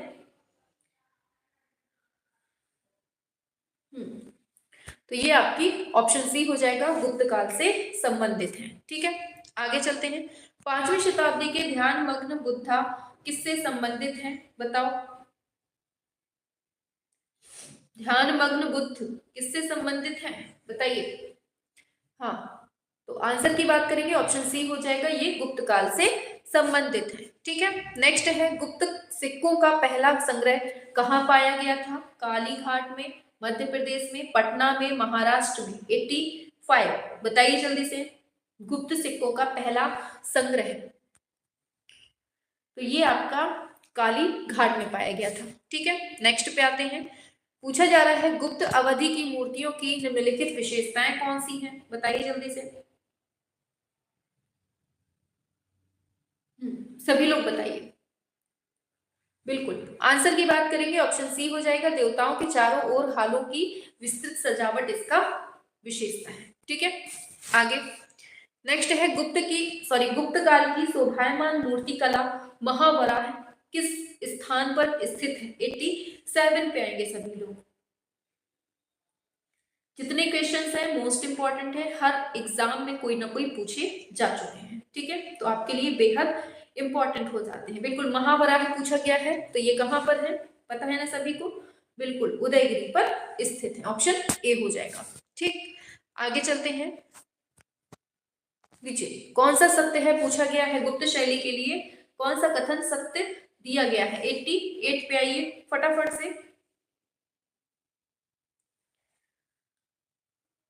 हाँ सभी लोग बताएंगे, वेरी गुड, बिल्कुल ऑप्शन सी दे रहे हैं, वेरी गुड, ऑप्शन सी ही इसका सही होगा। गुप्त चित्रकला शैली में आभा मंडल सर्वाधिक उल्लेखनीय विशेषता मानी जाती है, इसको याद रखना, ये बहुत इंपॉर्टेंट है फैक्ट, ठीक है। आगे पूछा गया है, विष्णु धर्मोत्तर पुराण का अंग्रेजी में अनुवाद किसने किया है, बताओ जल्दी से। विष्णु धर्मोत्तर पुराण को इंग्लिश में ट्रांसलेट करने वाले कौन है, सभी लोग। हाँ आंसर होगा आपका क्या, ऑप्शन बी, स्टेला क्रैमरिस ने किया है, ठीक है। नेक्स्ट पे आते हैं, पूछा गया है, रामपुरवा बुल कैपिटल कहां पर स्थित है, बताओ। सभी लोग बताएंगे, रामपुरवा बुल कैपिटल, सभी लोग बताइए जल्दी से।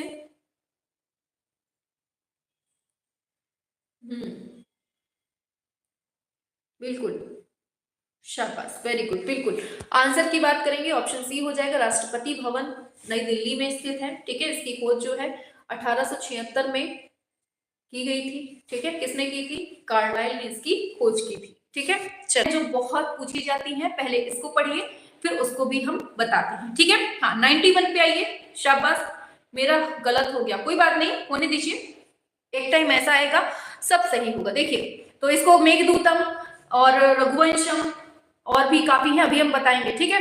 मेघदूतम हो गया, रघुवंशम हो गया और विक्रमोर्वशीयम हो गया, और भी काफी सारी है, अभी देखिए नीचे डिटेल में दिया हुआ है। ये देखिए बहुत अच्छी, इन्होंने जो है ना 7 ग्रंथों की रचना की थी और 3 जो थे ना वो महानाटक थे, इनके 3 महानाटक थे, बाकी इनके ग्रंथ थे। अब देखिए रघुवंशम की है, कुमार संभवम की है, मेघदूतम ऋतु संहार की है और माल विकाग्निमित्रम विक्रमोर्वशीयम और अभिज्ञान शाकुंतलम। ये जो लास्ट 3 देख रहे हैं आप लोग, माल विकाग्निमित्रम विक्रमोर्वशीयम और अभिज्ञान शाकुंतलम, ये तीनों इनके महानाटक हैं, किनके?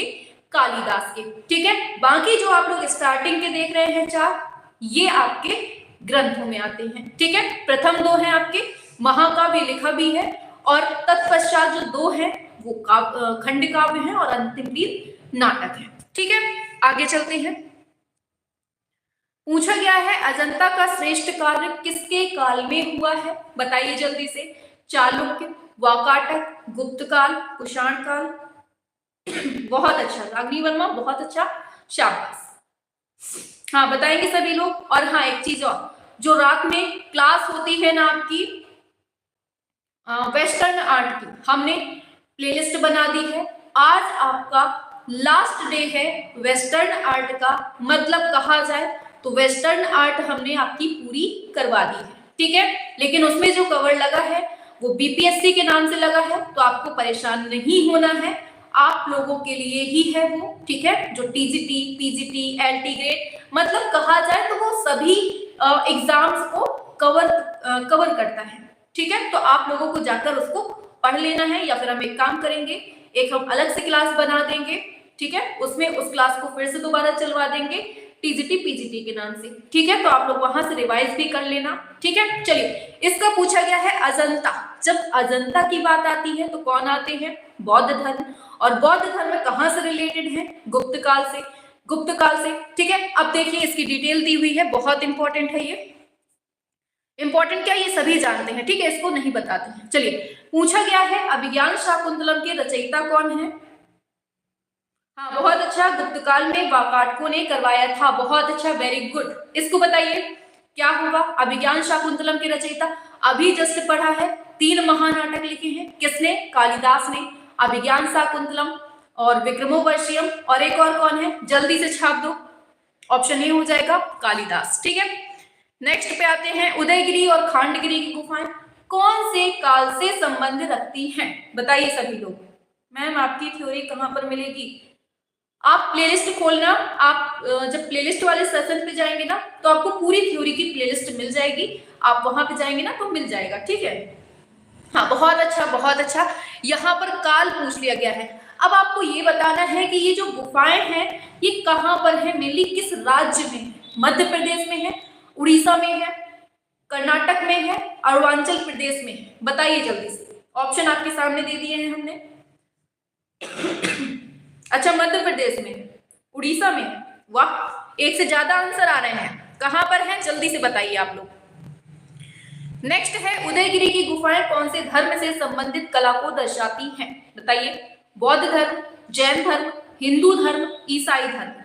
उड़ीसा में है, याद रखना है। ठीक है, उड़ीसा में। चलिए इसको बताइए, उदयगिरी की गुफाएं कौन से धर्म से संबंधित हैं? हमने बताया था आपको मेनली जैन धर्म से है, लेकिन जो आपके आर्ट में क्वेश्चन आता है वो केवल हिंदू धर्म को ही मान्यता देता है, इसलिए आपका जो आंसर होगा यहाँ पर हिंदू धर्म हो जाएगा। ठीक है, देखिए यहाँ पर जैन धर्म माना है, मतलब ये दोनों ही धर्म से है। अब आपके एग्जाम में कौन सा आंसर मान ली जाए, अब कुछ कहा नहीं जा सकता है। ठीक है, चलिए आगे चलते हैं।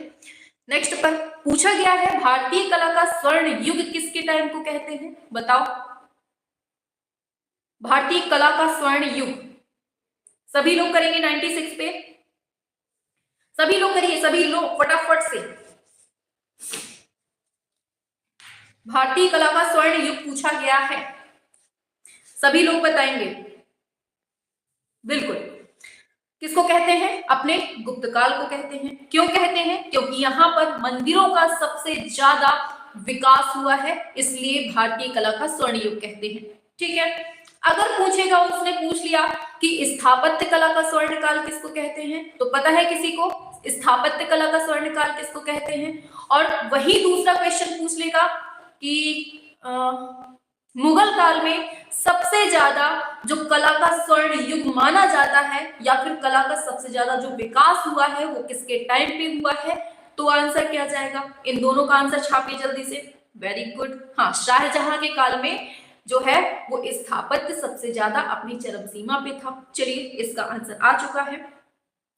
अब दूसरा बताइए कि मुगल काल में जो कला का चरम सीमा पर जो सर्वोच्च काल था वो किसके टाइम पर था? ये बताइए, कला के लिए स्वर्ण काल किसको कहते हैं? हाँ, ये है क्वेश्चन। मुगल कला का विकास जहांगीर, वेरी गुड, बहुत अच्छा। रागनी वर्मा, वेरी गुड, बहुत अच्छा। ठीक है, तो जहांगीर के काल को कला का स्वर्ण काल कहते हैं और स्थापत्य कला का स्वर्ण काल बोल दे तो किसको कहते हैं? शाहजहां को। ठीक है, अच्छा एक क्वेश्चन बताओ, अगर उसने बोल दिया कि बताइए मुगल कला का स्वर्ण काल किसको कहते हैं? किसके समय को कहते हैं?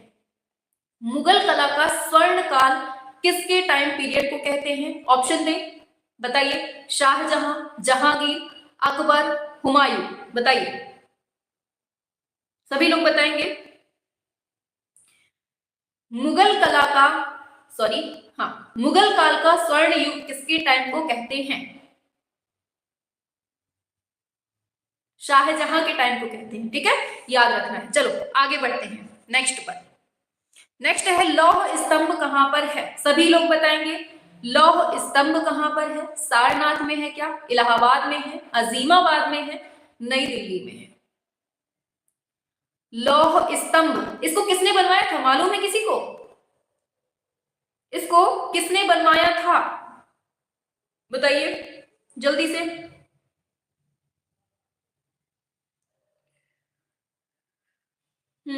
और कौन सी? हाँ हाँ, वेरी गुड, बहुत अच्छा।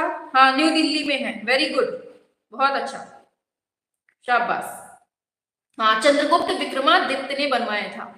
ये पता नहीं कौन सी लैंग्वेज में लिखा है नाम, हमें पता भी नहीं है। ठीक है, चलिए ऑप्शन डी होगा, ये नई दिल्ली में है। इसको किसने बनवाया था? विक्रमादित्य ने बनवाया था। ठीक है, याद रखना है।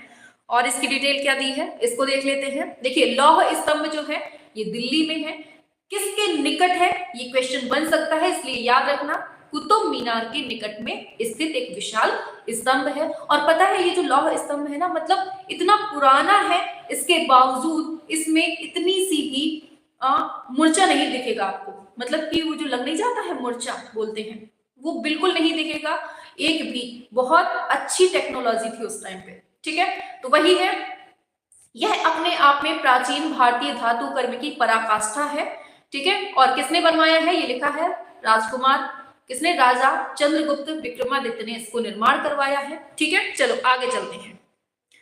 पूछा गया है और वंश भी पूछ लिया जाता है, किस वंश से संबंधित है? तो गुप्त वंश से। ठीक है, चलिए आगे चलते हैं।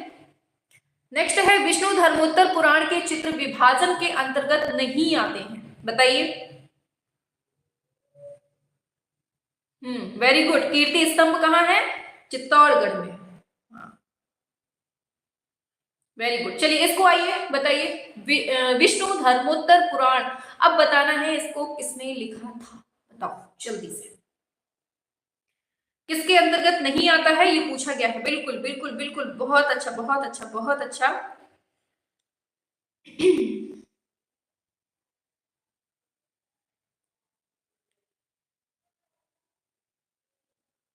बिल्कुल ठीक है, देखो ये ये नहीं पूछा है इसने। ठीक है, इसमें चार हमें देखने को मिलते हैं, वैदिक, नागर, मिस्र, सत्य। ठीक है, इस तरह से चार चित्र हमें देखने को मिलते हैं।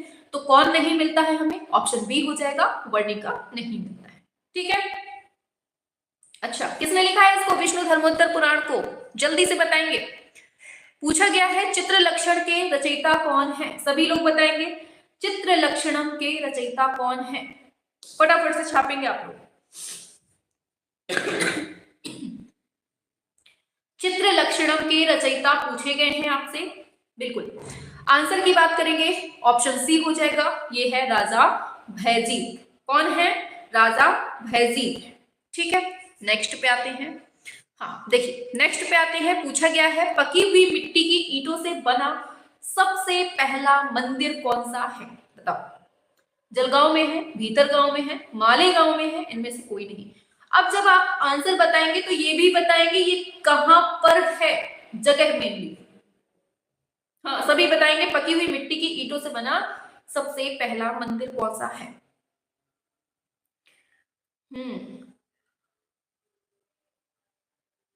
बिल्कुल, कहाँ है ये? अच्छा, भीतरगांव कानपुर में है। वेरी गुड, बहुत अच्छा। ठीक है, ऑप्शन बी हो जाएगा, कानपुर में है। ठीक है, अच्छा ललितपुर में भी एक मंदिर है ना, कौन सा मंदिर है उधर पे? जल्दी से छापो फटाफट से। ललितपुर में जो मंदिर है उस मंदिर का नाम क्या है, जल्दी से बताओ। वो उसकी विशेषता क्या है ये भी बतानी है आपको। जो ललितपुर में मंदिर है उसकी क्या विशेषता है और उसका नाम क्या है, वो किस लिए प्रसिद्ध है, ये बताना है आपको। बताइए,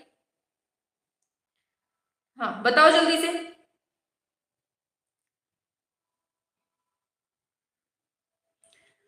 शाबाश, वेरी गुड। किस लिए फेमस है, किस चीज के लिए? वेरी गुड, किसने बनवाया था इसको? हाँ ठीक है, देवगढ़ का दशावतार मंदिर है आपका, ललितपुर में है। अच्छा, किस चीज के लिए फेमस है, मालूम है किसी को? चलो आगे चलते हैं, बता दिया है आप लोगों ने। चलिए, पूछा गया है भारतीय कला का स्वर्ण युग कहते हैं, बताइए। वही क्वेश्चन है, रिपीट हो चुका है। ठीक है, आंसर हुआ क्या? गुप्त युग को बोलते हैं। ठीक है, पूछा गया है भारतीय कला का स्वर्ण युग हम किसे कहते हैं, बताओ।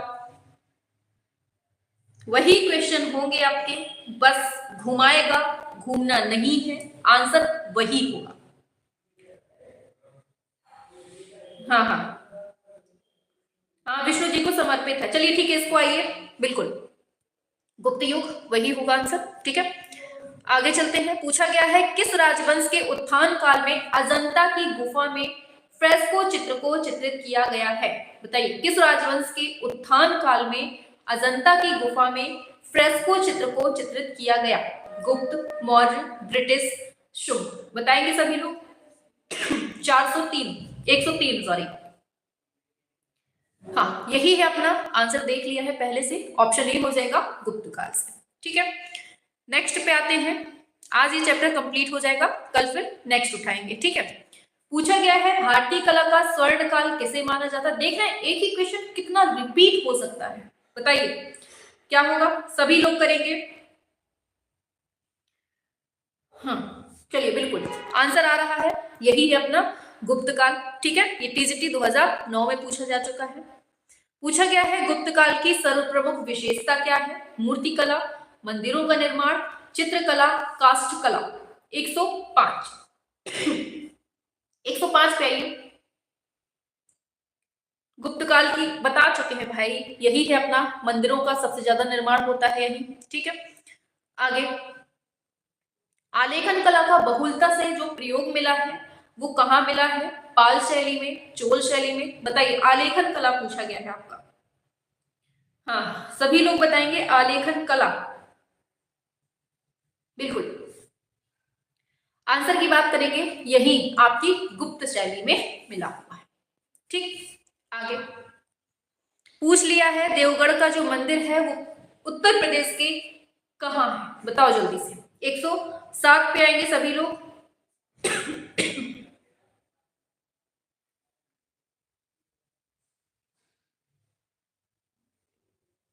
वंश भी पूछा जाता है इसका, ठीक है, याद रखना है वंश। हाँ ठीक है, ललितपुर तो बता दिया है आपने, वंश भी पूछ लेता है किस वंश से संबंधित है, तो ये गुप्त काल से संबंधित है। ठीक है, नेक्स्ट पे आते हैं। पूछा गया है लिंगराज मंदिर कहाँ पर है, बताओ जल्दी से, और किसने इसको स्थापित किया था ये भी बताना है। ठीक है, सॉरी लिंगराज मंदिर नहीं, हाँ इसकी केवल स्थिति बता दीजिए, इसकी केवल स्थिति बता दीजिए, बनवाया किसने इसका इंपॉर्टेंट नहीं है, बिल्कुल। हाँ चलिए, लिंग ये आपका उड़ीसा में है। ठीक है, या उत्कल दे देगा लिख के, तब भी आपका वही होगा। पूछा गया है सारनाथ का जो धमेक स्तूप है उसके निर्माणकर्ता कौन है, बताइए। 109, धमेक स्तूप को निर्माण करने वाले शासक पूछे गए हैं। हाँ हाँ, भुवनेश्वर उड़ीसा में है, केसरी ने बनवाया। वेरी गुड, बहुत अच्छा, इसको बताइए। 109 पे, हाँ, ये याति राजा केसरी ने, वेरी गुड, बहुत अच्छा। इसको बताइए। हाँ, धामेक स्तूप पूछा गया है और ये गुप्त वंश ने बनवाया है इसका। ठीक है, आगे चलते हैं। आयरन पिलर कहाँ है, बहुत इंपॉर्टेंट, पढ़ चुके हैं। वहां हमने हिंदी में पढ़ लिया था और यहाँ इंग्लिश में लिख के आ गया है। वही है आपका लौह स्तंभ, चंद्रगुप्त ने जो बनवाया था। ठीक है, हाँ, चलिए आंसर होगा आपका क्या, ऑप्शन डी हो जाएगा, दिल्ली में है। ठीक है, आगे बढ़ते हैं। देवगढ़ का जो विष्णु मंदिर है ये कब बनना शुरू हुआ था, बताओ। याद रखना है, ये जो देवगढ़ का दशावतार मंदिर है ना, ये विष्णु भगवान के लिए है। ठीक है, अब पूछा गया है कब बनना शुरू हुआ था, सभी बताएंगे 111 का। हाँ, वेरी गुड। हाँ, 5वीं शताब्दी में। ठीक है, बहुत अच्छा आंसर दिया है, 5वीं शताब्दी में। ठीक है, नेक्स्ट है पल्लव शासकों ने रथ वाले मंदिर पर मतलब किस स्थान पर बनवाए थे, कांची, एहोल, महाबलीपुरम, चेन्नई, कहां पर बनवाए थे पल्लव शासकों ने रथ वाले मंदिर, रथ वाले मंदिर पूछे हैं, बताओ। ऑप्शन ए बता रहे हैं कांची में, अच्छा कांची में बनवाए हैं। हाँ, महाबलीपुरम में। ठीक है, ऑप्शन सी हो जाएगा, महाबलीपुरम में बनवाए हैं। ठीक है, मद्रास के पास में। नेक्स्ट है कंदरिया महादेव मंदिर कहां पर है, बताओ जल्दी से। सित्तनवासल, सिगरिया, जोगीमारा, खजुराहो, 113। कंदरिया महादेव मंदिर 113 पे आइए। तो क्या होगा, ये कहाँ है कंदरिया महादेव महाका, ये है अपने खजुराहो में। ठीक है, और खजुराहो के जो मंदिर बनवाए हैं वो किसने, चंदेल शासकों ने। ठीक है, नेक्स्ट है गुप्त काल की सर्वप्रमुख विशेषता क्या है, मूर्ति कला है, मंदिरों का निर्माण है, चित्रकला है, काष्ठ कला है। 114वें पे आइए फटाफट से। हाँ, सभी बताएंगे गुप्त काल की सर्वप्रमुख विशेषता क्या है, 114 पे आएंगे। बिल्कुल, बहुत अच्छा, शाबाश। आंसर की बात करेंगे, क्या है, वही है, पढ़ चुके हैं, मंदिरों का निर्माण है। ठीक है, ये सब टीजीटी के क्वेश्चन है इसलिए आपको आसान लग रहे हैं, आप लोग सब पढ़ चुके हैं। पूछा गया है फिर वही क्वेश्चन है, उदयगिरी की गुफाएं किस धर्म से संबंधित है, बताओ। जैन दे दे या हिंदू, दोनों ही होगा। ठीक है, अब ये एग्जामिनर के ऊपर है, देखो यहाँ हिंदू दे दिया है, पीछे जैन धर्म दे दिया था। ठीक है, कुछ भी मान सकते हैं ये लोग। ठीक है, तो आज हम जो हमारा चैप्टर है ना वो यहीं तक होता है। ठीक है, इसमें केवल 115 क्वेश्चन ही थे जो इंपॉर्टेंट थे। ठीक है, अब हमारा नेक्स्ट चैप्टर स्टार्ट होगा और जो नेक्स्ट चैप्टर होगा कोई वो होगा गुफाओं की चित्रकला। हाँ, जो नेक्स्ट चैप्टर होगा ना वो नेक्स्ट चैप्टर होगा गुफाओं की चित्रकला। अब कल से आपकी गुफाएं स्टार्ट हो जाएंगी। ठीक है, तो अब आपको गुफाओं का टेस्ट देना है कल से। ठीक है, हर क्वेश्चन एकदम रामबाण होगा।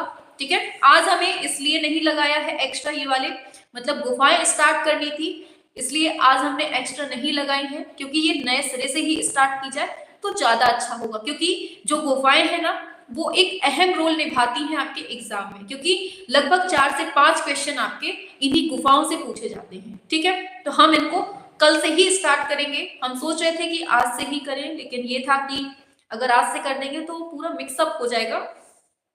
ठीक है, हाँ, तो कल से ही इसको स्टार्ट करेंगे। और हाँ, एक चीज और, जो आपकी क्लास चलती है ना रात में 8 बजे, उसको जरूर देखना है। क्यों देखना है, जो आपके ये वेस्टर्न आर्ट चलती है ना 8 बजे, उसको जरूर देख लेना। जो टीजीटी वाले बच्चे हैं और पीजीटी वाले बच्चे हैं, ठीक है, उनके लिए रामबाण है। बाद में मत बोलना कि मैम आपने वेस्टर्न नहीं करवाया है, क्योंकि क्वेश्चन जो है वो हमें पता है कहाँ से आना है। और वही सीरीज, ज्यादा वीडियो नहीं है उसमें, लगभग 11-12, मात्र 12 वीडियो है। 12 वीडियो से ही आपका वेस्टर्न फंस जाना है। ठीक है, आप लोग फालतू थ्योरी के चक्कर में ना रहो कि हम इतनी थ्योरी पढ़ लें, पूरा रामायण पढ़ लें, महाभारत पढ़ लें, इतने से हमारा फंस जाएगा। वो सब पढ़ना अलग बात है, पढ़ लेना, उसको भी पढ़ लेना, लेकिन जो क्वेश्चन हमने करवाए हैं वेस्टर्न में उनको जरूर पढ़ लेना, उनको मत छोड़ना। ठीक है, क्योंकि वो जो क्वेश्चन है वो सीधे आपके एग्जाम में फंसेंगे। ठीक है, हालांकि हम उसको बार बार रिवाइज करवाते रहेंगे आपके सामने, ताकि रिवीजन होता रहे टाइम टू टाइम। ठीक है, मैम क्विज नहीं हो रहा है।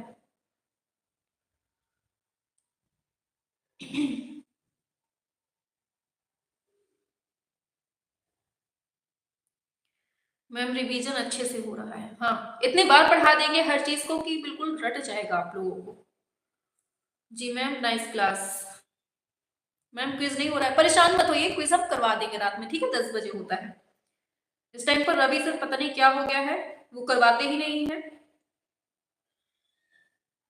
ठीक है। और कल से फुल टेस्ट होना है आपका, कौन सा, गुफाओं की चित्रकला से, ठीक है। तो नेक्स्ट चैप्टर में बढ़िया मजेदार तरीके से आना है सभी को, और मतलब इसको बिल्कुल ऐसे देना है जैसे आपका फुल टेस्ट हो रहा है। अगर गुफाओं से क्वेश्चन आता है तो आप कैसे करेंगे एग्जाम में, ठीक है।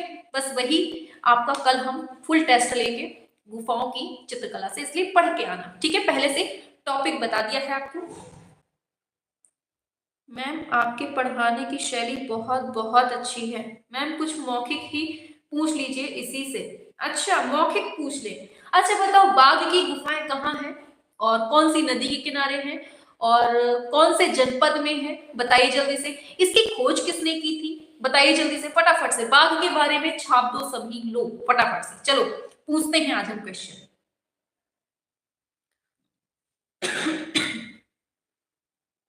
अच्छा मध्य प्रदेश में है, चलिए एक क्वेश्चन आ गया है, मध्य प्रदेश में है बाघ की गुफाएं, चलो ठीक है।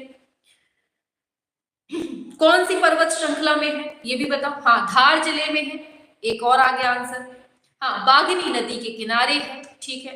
डेंजर फील्ड ने इसकी 1818 में खोज की थी, वेरी गुड। पहाड़ी का नाम बताओ जल्दी से, कौन सी पर्वत श्रेणी में है, कौन सी नदी के तट पर है।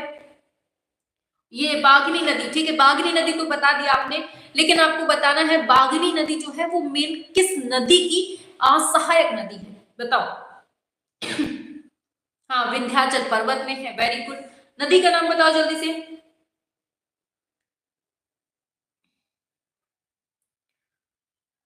हाँ नर्मदा नदी की सहायक है, चलो वेरी गुड, बहुत अच्छा। अच्छा इसका अन्य नाम बताओ, जो आपकी बाघ की गुफा है इसी को अन्य किस नाम से जानते हैं, जल्दी से छापो फटाफट से, फटाफट से बताएंगे आप लोग।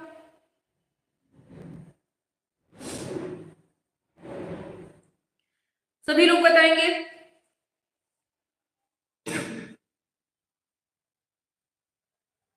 चलिए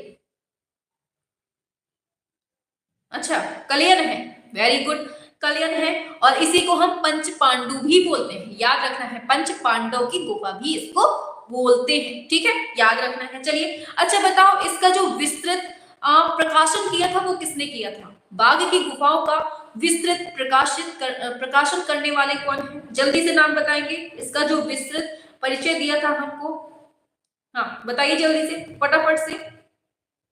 पंच पांडु, वेरी गुड, चलो। हाँ 9 गुफाएं हैं बाघ में, ठीक है, वेरी गुड, बहुत अच्छा, याद दिलाया।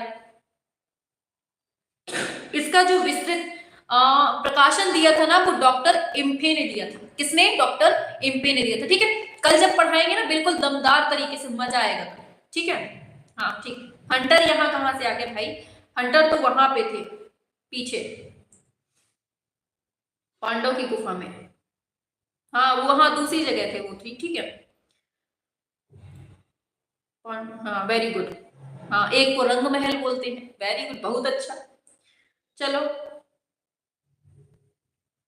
अच्छा बाघ गुफा के पास में एक प्राचीन मंदिर भी मिलता है, उस मंदिर का नाम पता है किसी को, बताओ जल्दी से। हाँ हंटर जो है वो पंचमढ़ी में है, हंटर और एक और थे, क्या नाम था उनका, नाम नहीं आता रहा।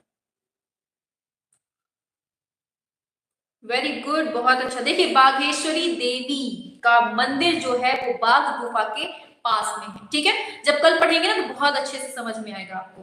Very helpful class ma'am, thank you, you are good teacher, thank you thank you thank you. हाँ डीएच गार्डन थे, ठीक है। इन्होंने कब 36 में किया था कि 34 में, जल्दी से छाप के बताओ। हंटर ने कब की थी और डीएच गार्डन ने कब की थी खोज, पंचमढ़ी की, छापो जल्दी से। अब बात आई है तो यहीं पे हो जाएगा, बताओ जल्दी से। गार्डन ने कब की थी और हंटर ने कब की थी खोज, जल्दी से बताएंगे।